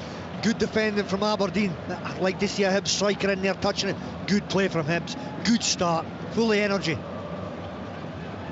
Corner's taken short by Newell to Tavares, back to Newell. Short to Levitt, to Newell again. It's a delicate ball in, headed wide by Venta though. Difficult one for him to get much purchase on. He's just able to glance it past the left-hand post. And it stays Hibs 0, Aberdeen 0. But Hibs beginning the brighter at the start of the second half. Well, it's well worked, isn't it? The corner's well worked, a bit of purpose to it. Newell curling that ball in for Venta. And, actually all he needs is, if he gets that in target and drifts it towards the back post. The problem was it didn't get it in target. Not an easy one to get any power on, but if he gets the direction right, then it can cause Aberdeen a problem or two. Rubicic for Aberdeen, right on the edge of his own box, squares it to his right, where it's picked up by Conor Barron. Moves back to his keeper. No real obvious change or tweak from either manager at the start of the second half. You would think tweaks are more pressing for Barry Robson than they are for Nick Montgomery. Stands hands in pockets. Both managers doing that, in fact, as it's shifted out to Rubicic on this near side. Gives it away straight to Levitt. Now with Johan, back to Dylan Levitt. Just over on this right hand side. Shinnie stepping in, knocking it forward towards Miovski, having won it back off Johan. Hibs get it back though. Fish to Newell, and out to the left for Obita. Moving forward into Aberdeen territory, midway inside the Dons half. Back it comes to Newell, big switch of play out towards Lewis Miller. Under no pressure, he controls and plays it short to Johan. Ball along the deck to Levitt, and then to Johan again. Aberdeen have barely touched the ball since the restart. Levitt into his own half for Fish, now with Bashiri. Bashiri shuffles away from Clarkson on the far side. Short ball to Tavares, back to Newell. Pirouettes away from Barron and finds Will Fish, who strides forward up towards halfway. It's a long ball. They're going to get Boyle in behind. He might find him here. The Aberdeen defence stopped. Boyle controls and scores! Martin Boyle opens his scoring against his hometown team and celebrates in front of the Hibs fans on the near side. Woeful defending, atrocious process in the back from Aberdeen, but Boyle was awake to it, controlled it beautifully, and rolls the low finish past Kellaroos. It's been coming, and it's Hibernian 1, Aberdeen 0. Tremendous football from Hibs, possession football, but possession with a purpose at the end. Comes to fish, steps forward, lovely little flighted ball over the back, 2-3 Aberdeen. Boyle takes it superb, it's a terrific little dink over the top. Boyle, first touch control, cool, calm, collected, pops it in the corner, only what Hibs deserve. No, absolutely, and it has been coming. A dreadful start to the second half for Aberdeen, and just the worst defending that you could probably imagine. 3 centre-backs all in a row, 10 yards between them, that's outside ones, and you know, Boyle just sprints in between them. It's a magnificent pass from the centre-back Fish, a little dink pass, fantastic control as well, what a calm finish as well. Well, they're checking for a possible offside. Yeah. Well, it looks so tight, it's so tight, but Jack McKenzie might have been playing him on. Boyle has a little nervous wait here. He looked from the replay I saw as if he was on. I thought he was off, but it could have been McKenzie. Certainly the 3 centre-backs was nowhere near him. Well, that's unforgivable, isn't it? They've all stopped there waiting for a flag or some description. There's no excuse for stopping in this day and age of VAR. There's no excuse for stopping anyway, but especially now, because if he's offside, it gets pulled back. It's such a difficult one. I think it's Devlin or McKenzie who might have been playing him on there. We're seeing a replay of it. It's a wonderful control and finish. So tight, so tight. This is a whisker. The longer the wait goes on, the more nervy the Hibs fans become. It's a fabulous finish. John Beaton is his right hand to his right ear, listening to the VAR, Greg Aitken. You do wonder the longer the wait goes on, Willie. You do. You know, from my point of view, it could only be the wing backs that's playing him on, because the centre backs, Rubizic in particular, he was beyond Rubizic. So you know, it's difficult for us to see, even in a replay. It's really difficult for us to see. But dearie me, what a time it's taken to decide. You know, put a line on the part and decide if he's offside or not. It's not complicated. It's a line, isn't it? Yeah, well, it is. Yeah, it's black. It's yes or no. I can't understand why it's taking them so long to make their mind up. Must be the technology. Martin Boyle has got a really good goal scoring record against Aberdeen. The control and finish in front of a statuesque Aberdeen defence. I'd love to know what they're saying in the VAR room. Oh, we'd all love to know. We would all love to know, at least just to convey what the thought process is here, and why it's taking so long to come to the decision. Martin Boyle's angst-ridden down there. Has he given Hibs the lead in this semi-final? It's another chance for the guys to have a look at the replay there. I think it can only be McKenzie that's playing him on. Down this left-hand side. I'm not so sure about. I think that would be Garterman in the right. Give the goal. The 3 back. Not that I'm biased. You would say that, Johnny. He's behind Rubizic. You know, he's in an offside position. Wait a minute here. Rubizic is concerned. John Beaton's moving back towards Kellaroos. I think he is offside. Oh my goodness. Well, what a moment this could be. Aberdeen have got out of jail. It's offside. The goal does not stand. It stays Hibs 0, Aberdeen 0. Wow. It should not take that long though. Well, there's a roar from the Aberdeen supporters there. You can see the line that's been drawn. The guys can see it. And when you see that line, he is offside. Yeah, it's a 2 wing backs that is interfering with the decision. It's not the 3 centre backs. Because he's shown a clean pair of heels to the 3 centre backs. But the 2 wing backs are back, and it's marginal, it's fractional, isn't it? Well, what a let-off for Aberdeen. The Dons fans celebrated as if they'd scored, and they effectively have there. Here they come, Rubizic. It's Miovski. Right-hand side of the Hibs box, down he goes. No free kick, says the referee. And the Beta thumps it clear. It's going to be very difficult for the Hibs players at this moment, John, just to get their minds right, because their heads will be mangled after all that. Long ball forward, Miovski will chase, but it's right through to David Marshall. 53.5 have been played officially. Hibs 0, Aberdeen 0. Hibs are in full control. They're passing the ball well. Everybody's wanting the ball. Lots of options. However, sometimes these situations stimulate the opposition. I think that is probably the worrying thing from a Hibs point of view. Here's a chance, McGrath to Miovski's inside the box. Rolls it wide left for McKenzie. Low ball back, goes straight to Newell, who can clear. Picked up though by Jensen. Here's McGrath, wide left for McKenzie. Looks up, just cross is cut out. Quality's not been there for Aberdeen the final third all night. Up to press. McGrath to McKenzie. His cross is cut out by Miller. Then Jensen, there's a slash at it that goes all the way through to David Marshall. And time to actually take a touch there, Richard Jensen.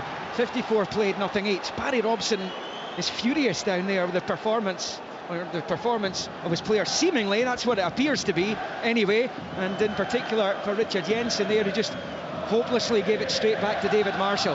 What a let-off that is for Aberdeen, Willie. It's huge for them. It's huge because, you know, the three centre-backs are nowhere to be seen. And the two wing-backs are you know, almost playing Martin Boyle on it. Listen, it was well worked. You know, John says good build-up. There's a chance for Hibs. Newell driving forward up to the edge of the box. He's found Venta, takes a good touch. Forced away from goal though. Wide right for Eli Johan. Low ball across. Venta with a little flick and then off Rubičić. Roos prevents the corner. He goes in on Venta, who goes down claiming penalty. Goal kick's been given.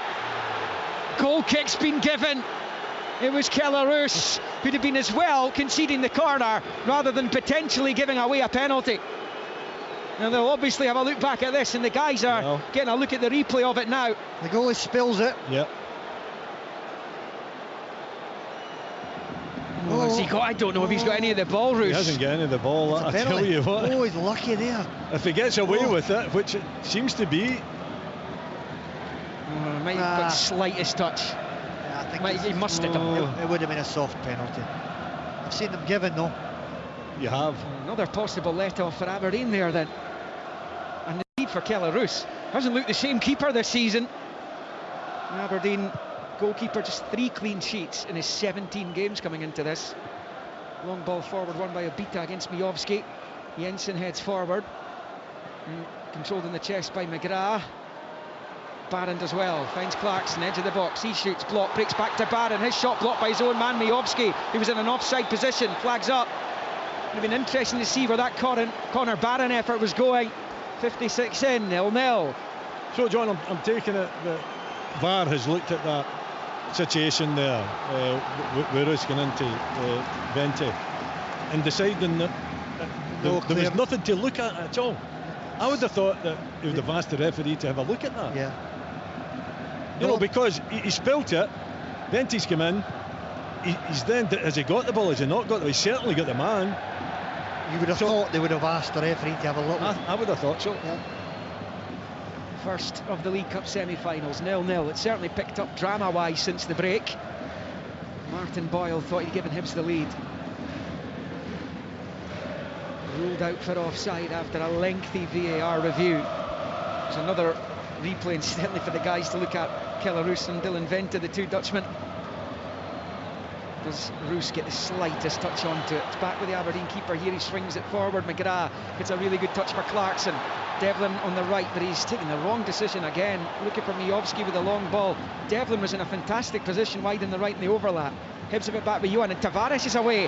Tavares in behind, left-hand side, attacking the penalty area now. Jar Tavares, good step over, left foot, saved by Roos. As he shoots, Clarkson gets it away. And Shinnie picks it up in the midfield, just trying to calm everything down, but he loses it as well. And the little back heel from Miller finds Levitt. It's opened up for Dylan Levitt. Lovely little ball looking for Boyle, who dives towards it, but it was behind for the goal kick and stays Hibs 0, Aberdeen 0. That all came from yet another Leighton Clarkson unforced error. Again, tremendous play from Hibs, good football. Johan playing Tavares through a lovely little scissors move, strikes it on target. Hibs are playing some really good football. I tell you what, Willie, Barry Robson will have to change something at some point in the very near future, or this semi-final could very quickly get away from them. Well, he's fortunate that it's not away from him already, or at least that Aberdeen are not a goal perhaps 2 down. It hasn't been a good performance. They're looking shaky second half. They're looking really shaky. The only thing that seems to be keeping them going is the fact that they're still in the game. You know, they've created virtually nothing, but sometimes games of football go that way. You know, and it's written in the stars that you're going to get pummeled, and you're going to then, you know, break forward and perhaps get the breakthrough goal that probably you don't deserve. But it hasn't been a good performance, and the second half has been very concerning for Barry Robson. I'm sure a lot's going through his mind just now. Jensen on the near side will go through the respective benches for you. Next in the ball's out of play, and another unforced error from Aberdeen puts it out. They've been woeful tonight. The Hibs bench: Wallicott's a sub-goalie, Hanlon, Stevenson, Doidge, Del Ferrayer, Campbell, Molotnikov, Whittaker and Landers, the three youngsters making up the bench. For Aberdeen, Doohan is the sub-goalie, Duke, Gay, Hayes, Sockler, Polvara, Duncan, McDonald and Milne. So he does have options to shake the team up. Barry Robson, try and shake some life into them. There's so much on the line here tonight, and Hibs just look like they want it more. A final, potential Edinburgh Derby final as well. For that to happen though, Hibs obviously need to win this one, and Hearts will have to beat Rangers for the first time in their history at Hampden Park. The Scottish Cup win in '98, of course, came across the city at Celtic Park. Hibs have it with Levitt, rolling it out on this near side from inside the D of his own box, given away by Fish, but given straight back to Hibs by Rubidic. Johan, right of the centre circle, finds Newell, back to Levitt, scoops it high up to that left-hand side. Jordan Obita controls under no pressure as we tick towards the hour mark at Hampden. 0-0, short to Boyle. Flicks the ball back the way to Newell. Infield it comes to Johan. Johan switches the play, out to the right for Miller. Vented Tavares, Boyle waiting in the middle. And it's Lewis Miller. Runs into Mackenzie, then brings him down, pulled the jersey. That'll be a yellow card, and it will be a Hibs free kick level with the Aberdeen penalty spot. They are all at sea, the men in red, and Hibs looking to finally make the breakthrough with a free kick in a very promising position. Yeah, losing their composure as well. Jack Mackenzie on that occasion, you know, getting tight, not winning the ball, and then resorting, as Miller gets the better of him, resorting to pulling his jersey. There's no doubt that it's a yellow card, but Aberdeen really struggling. You know, it's basically a back five that they're playing with just now. They've got no control of the game or the ball. They don't have the ball. Whenever they get the ball, they constantly give it away to Hibs, and Hibs, you know, certainly in control of this game, in the ascendancy, and they've got a free kick here that could be really dangerous. It's one of their best performances of the season, Hibs, I would suggest. They were good in part against Celtic. It wasn't a great game of football at Easter Road last Saturday. It was a great point for Hibs in the end up. There's a chance for them though. Newell will take the free kick, bangs it in, comes off Johan, might be able to keep it alive. No, he's lost it, and Clarkson dinks it clear. Barron will try and get it under control on the near side. Under pressure, turns it infield to McGrath. Little cushion header to Clarkson, forward to Shinnie, back to Clarkson. Good slide to win it back by Will Fish. Now Ellie Johan down the right, driving forward, level with the 6-yard line, puts it into a good position along the 6-yard line, missed by everyone and cleared by Gartenman. Rocky Bushiri picks up over on the far side, under pressure from Mijovski, can't keep it in play, and Aberdeen have a throw-in. It is goalless here at Hampden, 0-0, almost on 62. Hibs by far the better team, but they haven't been able to make the breakthrough. How much regret will go through Nick Montgomery and Martin Boyle's head if they end up losing this semi tonight? It's another ball across the face of the Aberdeen goal, isn't it? And unfortunately, from a Hibs point of view, they don't have anyone there to take advantage of it, because there's certainly uncertainty there in the Aberdeen defence, as well as Johan went down that right-hand side and quite comfortably put the ball across the face of the Aberdeen goal. So testing times for the Dons, but very fortunate that Hibs don't seem to have the right man in the right place so far to take advantage of their pressure. Dear me, it's another woeful pass forward by an Aberdeen player. Barron this time puts it straight behind for a goal kick. I'm seeing Barry Robson down there, the Aberdeen manager. He is exactly the kind of player they're missing tonight. Nobody seemingly is taking responsibility for Aberdeen. He's got to think, should he change his system? Should he change personnel? Because Hibs are dominating the game. Long ball by Marshall, flicked on by Obita. Tavares is onto it. Left hand side, they're winning all the second balls and they're winning all the little flicks as well. Tavares runs into Gartenman, and the touch comes off the Aberdeen defender and out for a Hibs throw, level with the Aberdeen penalty spot. Over on that north stand side, Hibs attacking the goal to the right in the second half. 63 played. Remember, extra time and penalties should they be required. And it is Jordan Obita over on the far side to take this long throw. And Will Fish has come forward for it. He fancies getting in the end of this. He's just to the left of the 6-yard box. Obita bowls it in. Rubicic underneath it, heads clear. Shinnie under pressure, loses out to Newell. Now it's with Abita. Hibs are hungry here. Onto the left, Abita swings the cross in, helped on its way by Venta. Barron can't really get it clear. Here's Johan, right hand side, rolls it to Boyle. He'll attack the Aberdeen defence here, drops the shoulder, right hand side, his cross is cut out. And then Barron goes in, and Boyle, with the free kick, goes Aberdeen's way. Had to get the ball there, doesn't get the ball. Boyle gets the ball first, it's a penalty. Yeah, but you know, two of them are contesting it there. I think the referee got it right. You do take a chance when you go into a challenge like that, as Martin Boyle did with Conor Barron, but I do feel that he had the infringement against him. Barron was stooping to get the header as well, so the referee got it right. But again, it's another advance from Hibs, isn't it? I think Polvara looks as though perhaps he might come on. I'm not too sure who they'll take off, but they could pick any one of the 4 midfield players that are out there. I don't think McGrath would be the one, but maybe Clarkson, maybe even Shinnie. Shinnie's looking a little bit tired. Tavares finds Johan. We'll get details of the change in a moment. Here's Ellie Johan driving towards the Aberdeen box. Rifles it across, a good ball, it's deflected and it's wide! How's that stayed out? It stays nothing each. Hibs claiming handball, but Nicky Devlin has just denied Dylan Venter the opening goal. 65 played, Hibs 0, Aberdeen 0. It is surely only a matter of time for Hibs here. They just keep knocking on the door. It's got to come soon. Good football again, getting to the byline, tremendous cutback. Looks like it's in the back of the net from here.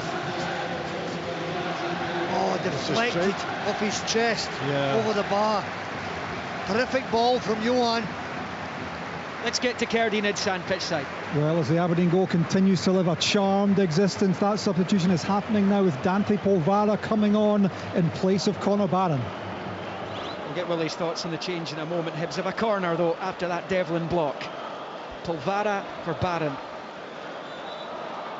Hibs corner, Joe Newell over it. In swinger with the left foot in front of the Hibs fans in the south stand off to our right. And it comes towards the back end of the 6-yard box, headed away by Rubicic.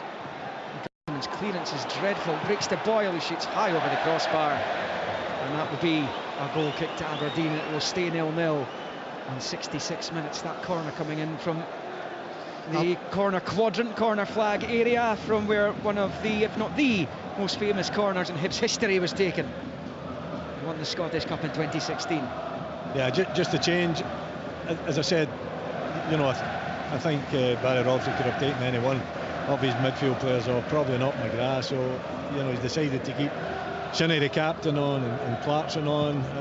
You know, I think Barron can count himself a little bit unfortunate, but you know, the change had to be made. I think that they've lost control of this game completely, Aberdeen, in the second half. They weren't very good in the first half, but certainly the second half, complete domination from the players in the green and white, and change had to come, and he'll be hoping that Polvara will show a little bit more strength, a little bit more composure, if of course he can get you know, any passes into that midfield area, because so far the Dons really haven't built it up in that area.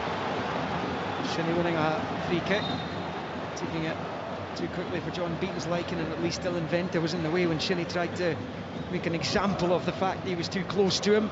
Heading towards the final quarter of the 90 minutes here. As it stands, extra time. The only thing positive here for Aberdeen is the result. Everything else is so negative, but you know what, football, sometimes it can be very, very cruel. It looks as though it's going that way, doesn't it? As far as Hibs are concerned. You can't be good, be lucky. Exactly. And Aberdeen have been fortunate at times. And it's a great block by Nicky Devlin just a couple of minutes ago that could so easily been Hibs 1-0 up, and the lengthy wait for Martin Boyle's goal, which was chalked off for offside. As that's moved out to Devlin on that right flank for Aberdeen. Infield to Shinnie. Will the change have the desired effect for Barry Robson? Clarkson has it just to the right of the centre circle in his own half. Out to the far side for Garteman, who was all the way back to his keeper. Aberdeen have produced some decent performances this campaign, and Motherwell during the week, at Ibrox, in Frankfurt, against Pauk, despite the late capitulation. There's been a lot of dross, for want of a better word, in their season as well. Hibs haven't exactly hit their straps yet either. Both these teams are capable of much better across their seasons, and this has been better from Hibs today. as the man who scored from that famous corner has a word with the manager, Nick Montgomery, down below us. David Gray, or Sir David Gray as he's known in Leith, John. Yeah, he's a legend down Leith, that's for sure, he always will be. This is the best I've seen Hibs play for a long time. Absolutely, couldn't agree more. Couldn't agree more. But they've given away a throw-in midway inside their own half on the far side, and here comes the long throw tactic, one of Willie's favourites. Garteman's going to bowl it in. I don't think he's found a teammate this season with one of these long throws, is he? No, but, you know, there's always a first there, Liam. I think that's what we'll be hoping for. It's about level with the edge of the D, actually. By the time he releases it, level with 18, in it comes. Rubičić tries to get onto it. I think Bushiri managed to get something onto it. McGrath shoots tamely at Marshall, who holds on comfortably. It's Aberdeen's first shot on target in the 70th minute. 0-0 it remains. Long ball forward. Marshall gives it straight back to Aberdeen with Jensen, who finds Shinnie in the midfield. Out wide left for McKenzie. Shinnie looking to give him a hand here down this near side. Uses him as the decoy and finds McGrath. McGrath pokes it back to McKenzie. It's well worked. Miovski's in the middle. McKenzie's low ball is easily cleared by Fish. And out for a throw-in on the near side. John, how do you think Hibs have reacted to the disappointment of that goal being chalked off? I think they've reacted superbly well. Yeah. They've kept their composure, haven't got flustered. They've kept their shape in possession. They're good out of possession. They're nice and compact, making it difficult for Aberdeen to play through them. 20 of the 90 to play. Business end of the game. That's Rubičić this time, who plays it straight into touch under zero pressure whatsoever. Yeah, you know, another occasion where Aberdeen not under that much pressure. Rubičić, it's on his left side. He's just got to play it into a space, isn't he? You know, if he's not confident or comfortable, you know, trying to play the short pass, but he just passes it out the park, and he gives away, you know, any initiative that Aberdeen had in that occasion.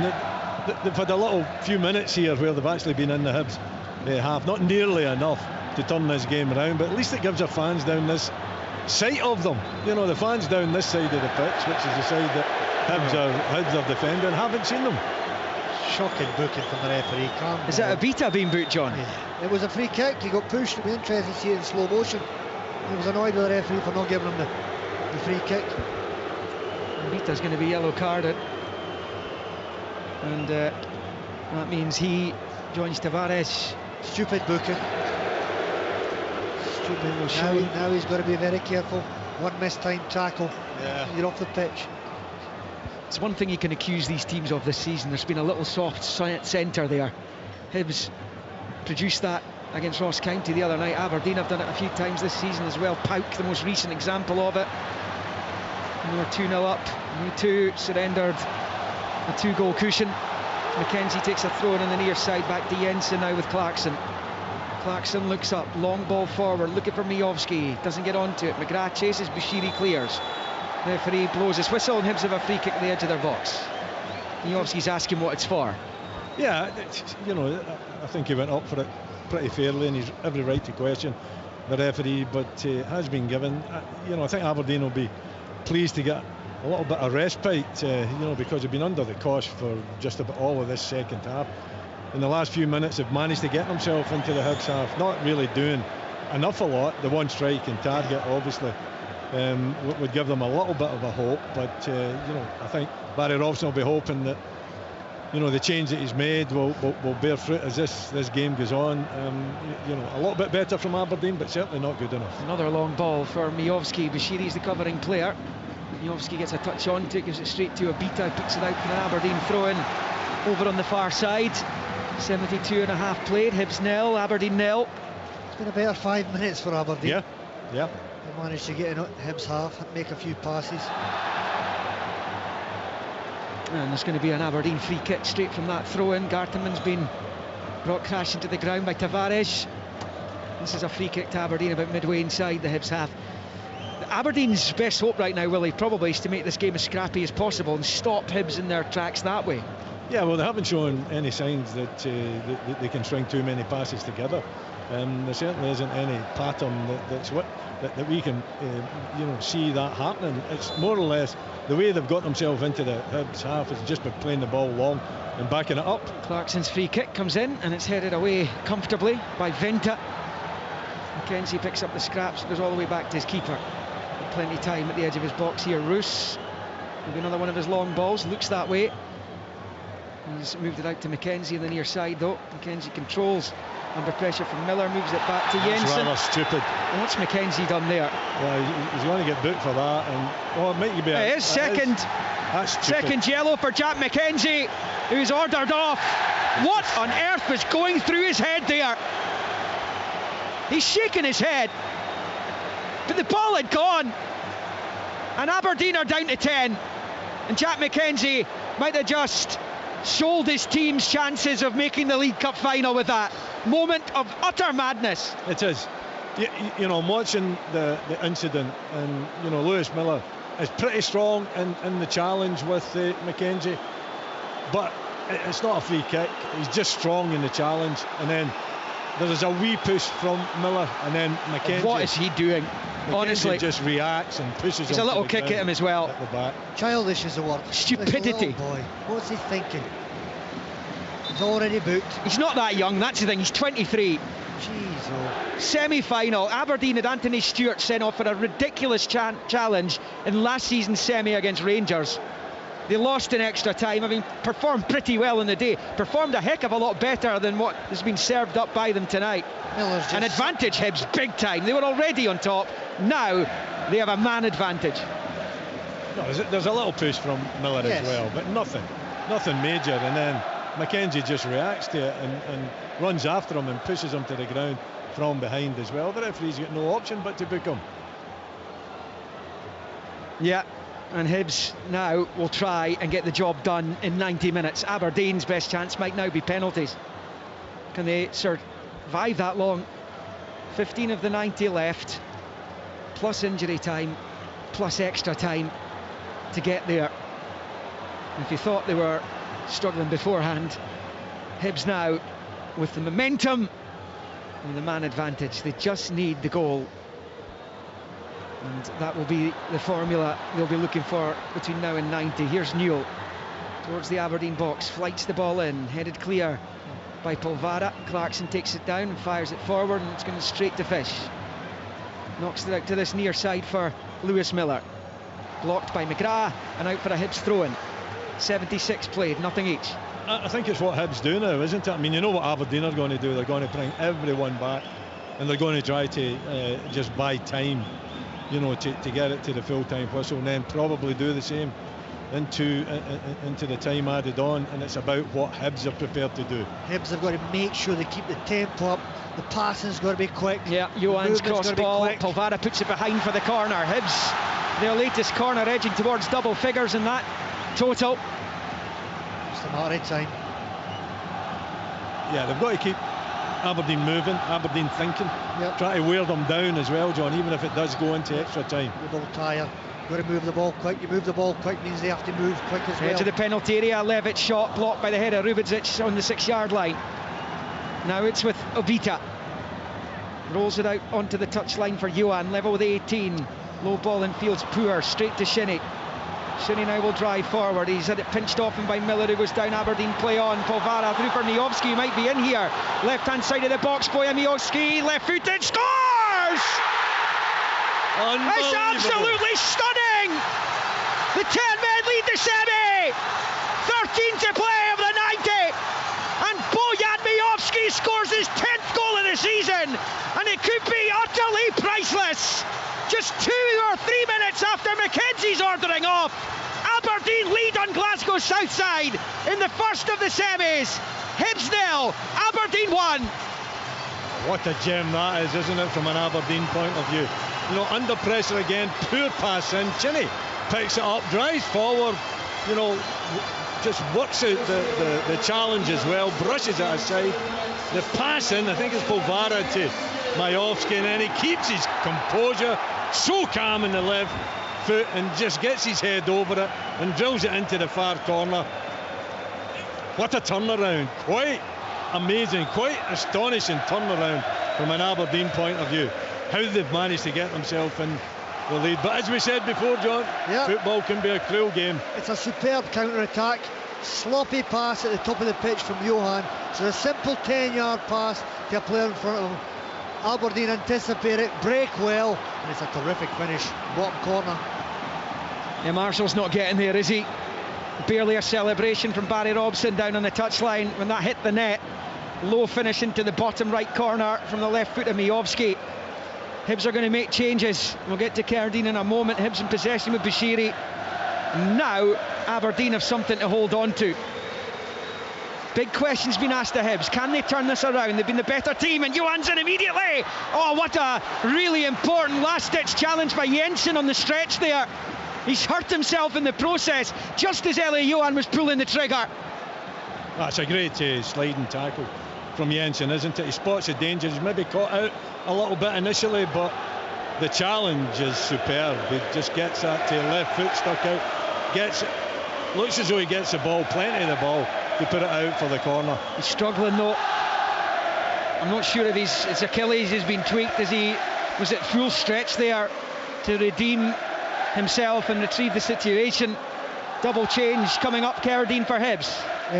The veteran Doidge is coming on, and the 16-year-old Rory Whittaker as well, trying to salvage this cup semi-final for Hibs. Corner. Meantime, they're going to wait for this corner first, our Hibs. Into the 6-yard areas, flicked only half clear. Boyle picks up an 18-yard line left of the D, shuffles onto the right. His little dink ball's cut out. It breaks off an Aberdeen player as Tavares knocked it forward. It came off Devlin. They're claiming handball just inside the box. The final 10 of the 90. Miller upended on the far side. Hibs free kick just beyond the midway point of the Aberdeen half, and a few yards from that north stand side touchline over there. The Hibs fans must have thought, having been so far on top and seen Jack McKenzie sent off, that this semi-final was in the palm of their hand. Now they're just desperately trying to find a way back onto terms as they make the changes, and Lewis Miller is going to come off to be replaced by Christian Doidge. That's a sign of intent, and Tavares is replaced by young Whittaker. John Collins. Doidge will come in, he'll give them a presence in the box now. Last 10 minutes, I imagine they'll be getting crosses in. Hibs have got to stay calm, keep the ball moving quick. They will create another one chance, I have no doubt about it, but it's important they just don't just keep throwing things in. It's got to be good deliveries. Boyle with it, and that is a good delivery. It's Polvara, I think, got his head to it there. Comes out to this near side, and in fact it's Polvara there winning the goal kick. He knocks it off Whittaker, who's just on. It was Miovski who got the initial touch when the corner came in, the free kick came in from an Aberdeen point of view, and he's hurt himself. He's on the deck. Rubezic trying to help his fellow Balkan out. 9 of the 90 to play. Hibs 0, Aberdeen 1. The 10 men of Aberdeen in front, and the Dons fans off to our left, Willie, can barely believe what they're seeing here. I don't think anybody in the stadium can believe what they've just witnessed, to be perfectly honest, because the second half totally dominated by Hibs, and yet Aberdeen having the man sent off and almost immediately breaking the deadlock. It's quite incredible. Hibs having chance after chance after chance, not being able to take it. The Dons have one chance and actually take it. How often do you see that? Miss after miss after miss. The opposition got the pitch, one chance, one goal back. Happens so often in football. But that's the value of Bojan Miovski to Aberdeen. This Aberdeen team, 10 goals for the season. He's 8 shy of last season's total. We're just into November. He has been different class for them, and what's been a at times troubling season. Rubezic goes back to his goalkeeper. There is still time for Hibs. 8 of the 90 to play. Remember, the long VAR check for Martin Boyle's goal will be bolted on to the end of the game as well, so expect there to be a fairly substantial stoppage time period as McGrath knocks it through for Miovski. Attacking the box again, he gets the break of the ball, he's in again, and this time I'm not sure what he's done. He's trying to dink it towards goal and he's put it about 10 yards wide. What on earth was that? Another huge chance for Miovski. What is he doing? I don't know. I think he's trying to dink it over the goalkeeper.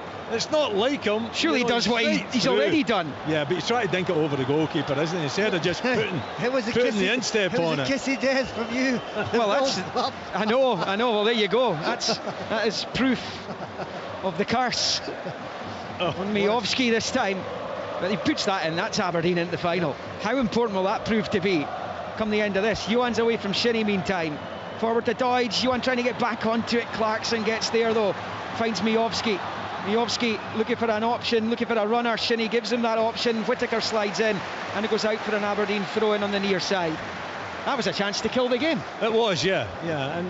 And I think even just putting the laces through it, Liam, just trying to strike it with the left foot, trying to hit the target, but he doesn't. He definitely tries to just dink it over Marshall and going. I don't even know if it was on for that to happen. It might be through again. Yeah.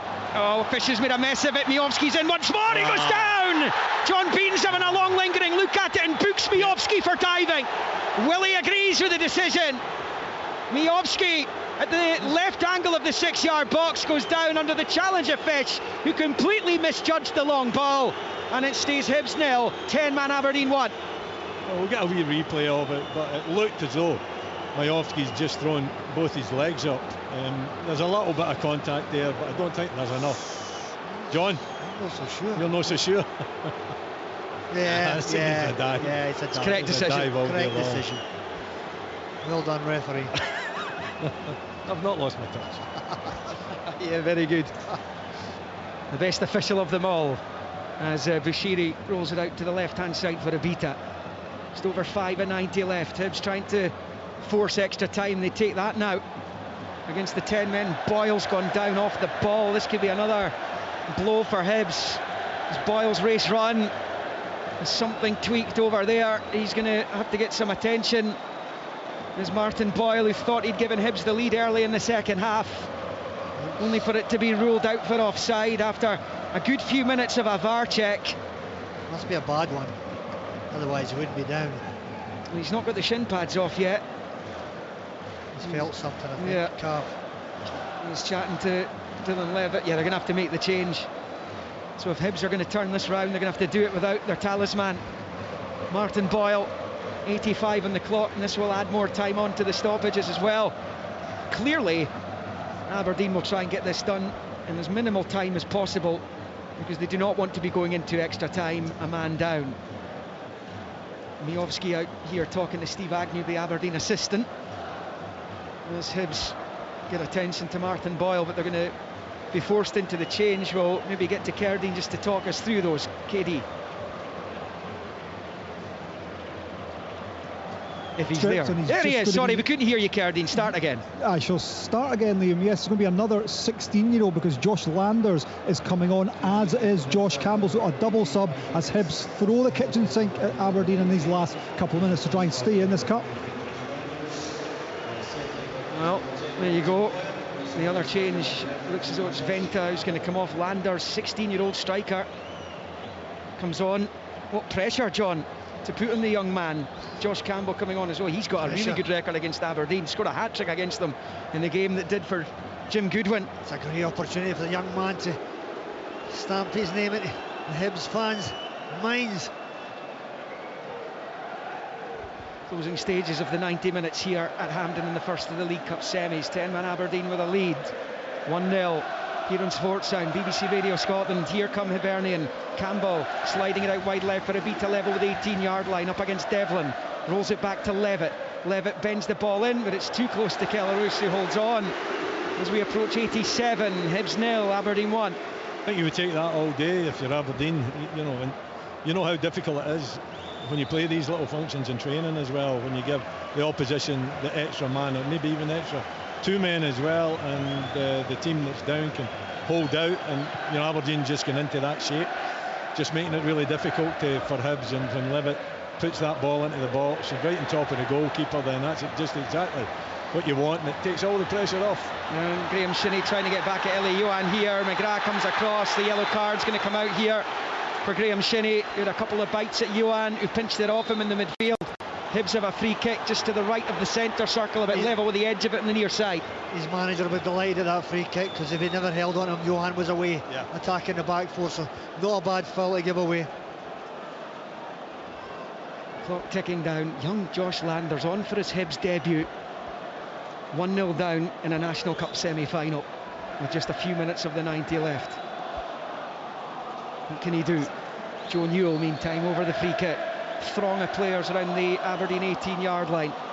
Joe Newell with his arms in the air, preparing to distribute this free kick. He's taken it low out to this near side touchline for Johan. First time back into Newell. Newell's cross is blocked by Clarkson though. Now it's Abita. It's going to come back from Levitt to Newell on the right of the centre circle again. Newell short to Dylan Levitt. Levitt looking for an option in green and white. Aberdeen trying to stand firm in defence. 5 across the box they have. Whittaker Out wide right for Johan, level with the penalty spot, back to Levitt, desperately trying to find a way through here, Hibs. Campbell has it, his cross, cut out by Polvara. Polvara giving chase. Levitt gets there first and knocks it back into his own half for Abita. Heading towards the 90th minute. Hibs 0, 10-man Aberdeen 1. Newell with the ball into the penalty area. Deutsch rises really well, and his header goes wide of the right-hand post. Goal kick Aberdeen. He's got such a good jump on him as Christian Deutsch, who scored against Aberdeen at Pittodrie in the league meeting this season in the 2-0 win. But he can't find the target. Fabulous leap from Deutsch. He's got terrific leap, terrific timing in the air. Gets up really well. Good header, but it's just past the post. I'd like to see Hibs trying to get wider, get to the byline rather than throwing it in from 30 yards out. Much easier for defenders, that type of ball. It is, but that, it's a decent header, isn't it? It's not far away from, landing in the back of the net either. Great crossfield pass from Newell as well with that left foot. Whittaker just gets away from Polvara. The edge of his own box to the left of Bita. It's a long ball. Rubičić is underneath it. Heads it down low to Gartenman, who'll go long looking for Miovski. He's chasing it. Abita's the covering player for Hibs. Miovski trying to put the pressure on against Abita. He trips Abita, free kick. Miovski was booked for the dive earlier. Abita takes the quick free kick back into his box. We played the 90 minutes. The stoppage time will be 7 minutes. Hibs have 7 minutes to stay in the League Cup. There won't be many of a Hibs persuasion sleeping tonight if they don't force extra time here, John Collins. Well, it's been such a wonderful performance from start to finish from Hibs. They do not deserve to lose this game. Abita has it down by the corner flag on the left, swings a really good ball in, flicked away by Rubičić. Kept alive by Johan, back to goal, outside the box, rolls it back to Newell. Looking to work a 1-2 with Deutsch, who tries to give it to Campbell, and it's cleared by Clarkson, out for a throw-in on the far side for Hibs on the halfway line. Yeah, it's just a case for Aberdeen trying to just slow things down. I think it's Miovski, perhaps it's down. They're going to change it. They're going to have to make the change. Yeah, I think that's something that just breaks up the momentum, and it's not something you like to see. He's going to have to make the change. I don't know where he took the knock. Maybe he's just kind of ran out of steam because of the amount of work that he's done. But it does break the momentum up that Hibs have at this moment in time. Let's go to Cerdine for the Aberdeen change in stoppage time. Yep, Esther Sockler coming on to see if he can help the Dons see out this match with 10 men. Bojan Miovski is the difference. He should have scored another one. Aberdeen should be 2 to the good here in the closing stages. And he's limping off. They'll hope that is not too serious. They've got a couple of really difficult games coming up. Thursday night, PAOK in the Europa Conference League, match day 4.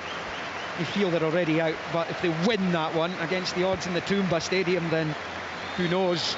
Then they go to Celtic Park before the international break. So this one's the biggie though for both these clubs. Doesn't matter, they want to finish as high up the league as possible, but when you are one of the clubs outside Celtic in particular and Rangers, this is where the glory is to be found.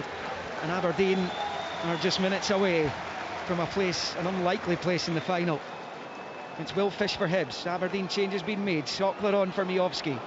2 minutes of the 7 that have been added have been played. There'll be more for that sub though. Newell bends the ball into the Aberdeen box. Rubičić clears. And out it goes for a Hibs throw-in on this near side. There is still time for Hibs. And if they score and force extra time, they suddenly become favourites again. Well, absolutely, with Aberdeen being down to the 10 men as well, and having put in, such a difficult shift, this evening. If they do get that strike that manages to get an equaliser. Levitt at the edge of the Aberdeen box, sits down, Polvara dinks the ball in, but it's a comfortable take for Roos in the 6-yard box. He holds on. Hibs 0, 10-man Aberdeen 1.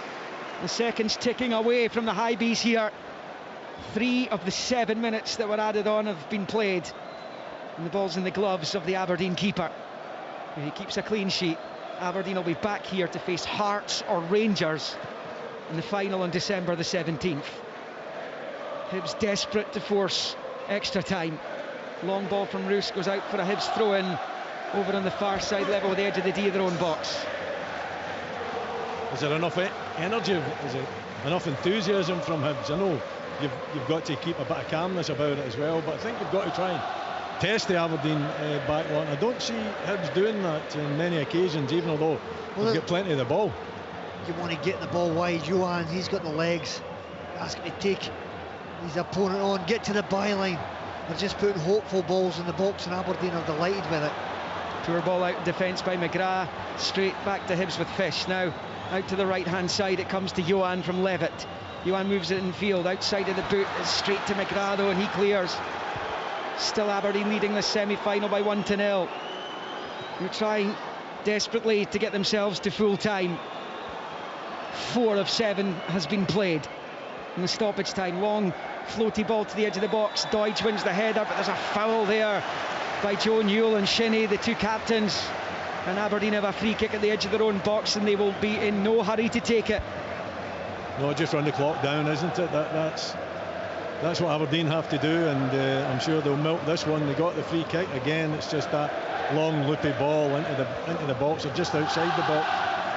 You know, and the free kick, it's just a challenge. But you know, when Aberdeen are desperate just to, you know, get free kicks like that to allow the clock to run down, then Hibs are playing, you know, right into that trap. 2 trophies in 33 years for Aberdeen. Having had all the success in the decade before that. As Kellaroos takes the free kick eventually, but he's lumped it straight into touch for a Hibs throw-in. And the 10 men just trying to get through. This was boxing, the final round. Although they'd be having to go for the knockout if it was boxing, because they'd be losing this on points. It doesn't matter to them though. 1-0 up as Jensen heads clear up to halfway. Picked up here by Johan on the right. 2 minutes left, plus whatever was added on for the Miovski-Sockler sub. Will Fish has it, midway inside the Aberdeen half, steps away from Sockler, drifts the ball in, too close to Roos, who holds on. And the Aberdeen supporters celebrate up the other end as the big Dutch goalkeeper gets both gloves onto it. It's Hibs 0, 10-man Aberdeen 1. We played almost 6 minutes of stoppage time. 7 were added by John Beaton. You've seen it so often. They're playing against 11 men, they're controlling the game, they're creating chances. They go down to 10 men, they can't create a chance. Hibs are going to be filled with regret here, John. Oh, you better believe it. They won't come to Hampden and play as well as they have and lose very often. It's unusual. You play so well, create chances, but it all comes down to you've got to take your chances, you've got to put it in the back of the net. Kellaroos has a free kick at the edge of his own box here. Nick Montgomery watching on. The sands of time are slipping through the Hibs manager's fingers here. Long from Roos, out to the right hand side, one in the air by Polvara. Sockler gives chase, can't keep it in play, was out for a Hibs throw-in over on the far side. About 30 seconds of the allotted time remain. Hibs have it, but they've got it at the wrong end of the pitch as far as they're concerned. Newell goes back to Marshall. Marshall launching it forward. Across the halfway line it goes, it drops down onto the head of Rubidzic, who beats Doidge. This header comes out to this near side, picked up by Eli Johan. Is this Hibs' last opportunity to attack the Aberdeen defence? Johan out wide right for Rory Whittaker, level with the 18, blocked by McGrath. Hibs throw in. I make that the 7 minutes have come and gone. Added time here. Hibs don't have much left to play with. A long throw coming up here. Joe Newell will take into the Aberdeen box. It comes towards Doidge. Rubidzic with a little header, knocked back there by Landers, and then Campbell's effort is sliced hopelessly wide from the edge of the box, and it stays Hibs 0, 10-man Aberdeen 1. Bojan Miovski on the Aberdeen bench down below us. 2 Dons players are on the deck inside their own penalty area. It's been a tough shift for them defensively. The Hibs have bossed the ball. Miovski getting ready to celebrate down below us. There can't be much time left. And Richard Jensen's taken a blow. He's had a few of them this season. And it's going to be an Aberdeen ball for Kellaroos to take. They're almost there. It's the most sensational of scorelines, this one.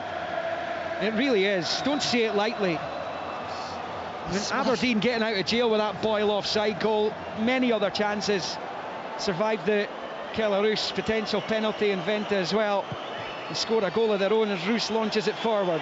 We played 8 minutes of stoppage time, 7 were added. John Beaton blows the whistle, and Aberdeen are through to the final. An incredible night here in the National Stadium.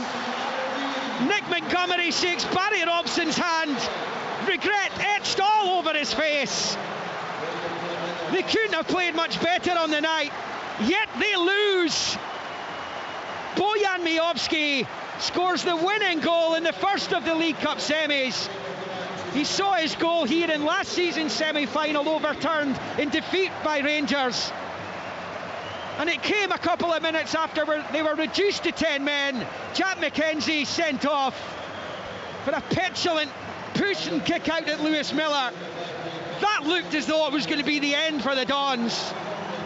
Hibs had dominated, yet they couldn't fashion anywhere near the kind of chance they had when it was 11 against 11. And Martin Boyle's goal early in the second half looked to have opened the scoring. And after a VAR check of several minutes, it was eventually ruled out for offside. And Aberdeen took their chance when it came along. It was a dreadful performance by and large from the Dons, but it does not matter right now. It never matters when you win.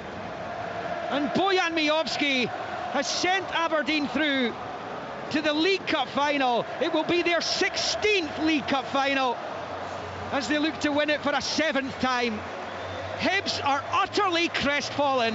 The fans are dumbfounded, those who are still inside Hampden. And it's the 13,000 or so Dons fans who celebrate up the other end of the National Stadium. The performance doesn't matter when you win a National Cup semi-final, and that's exactly what Aberdeen have done.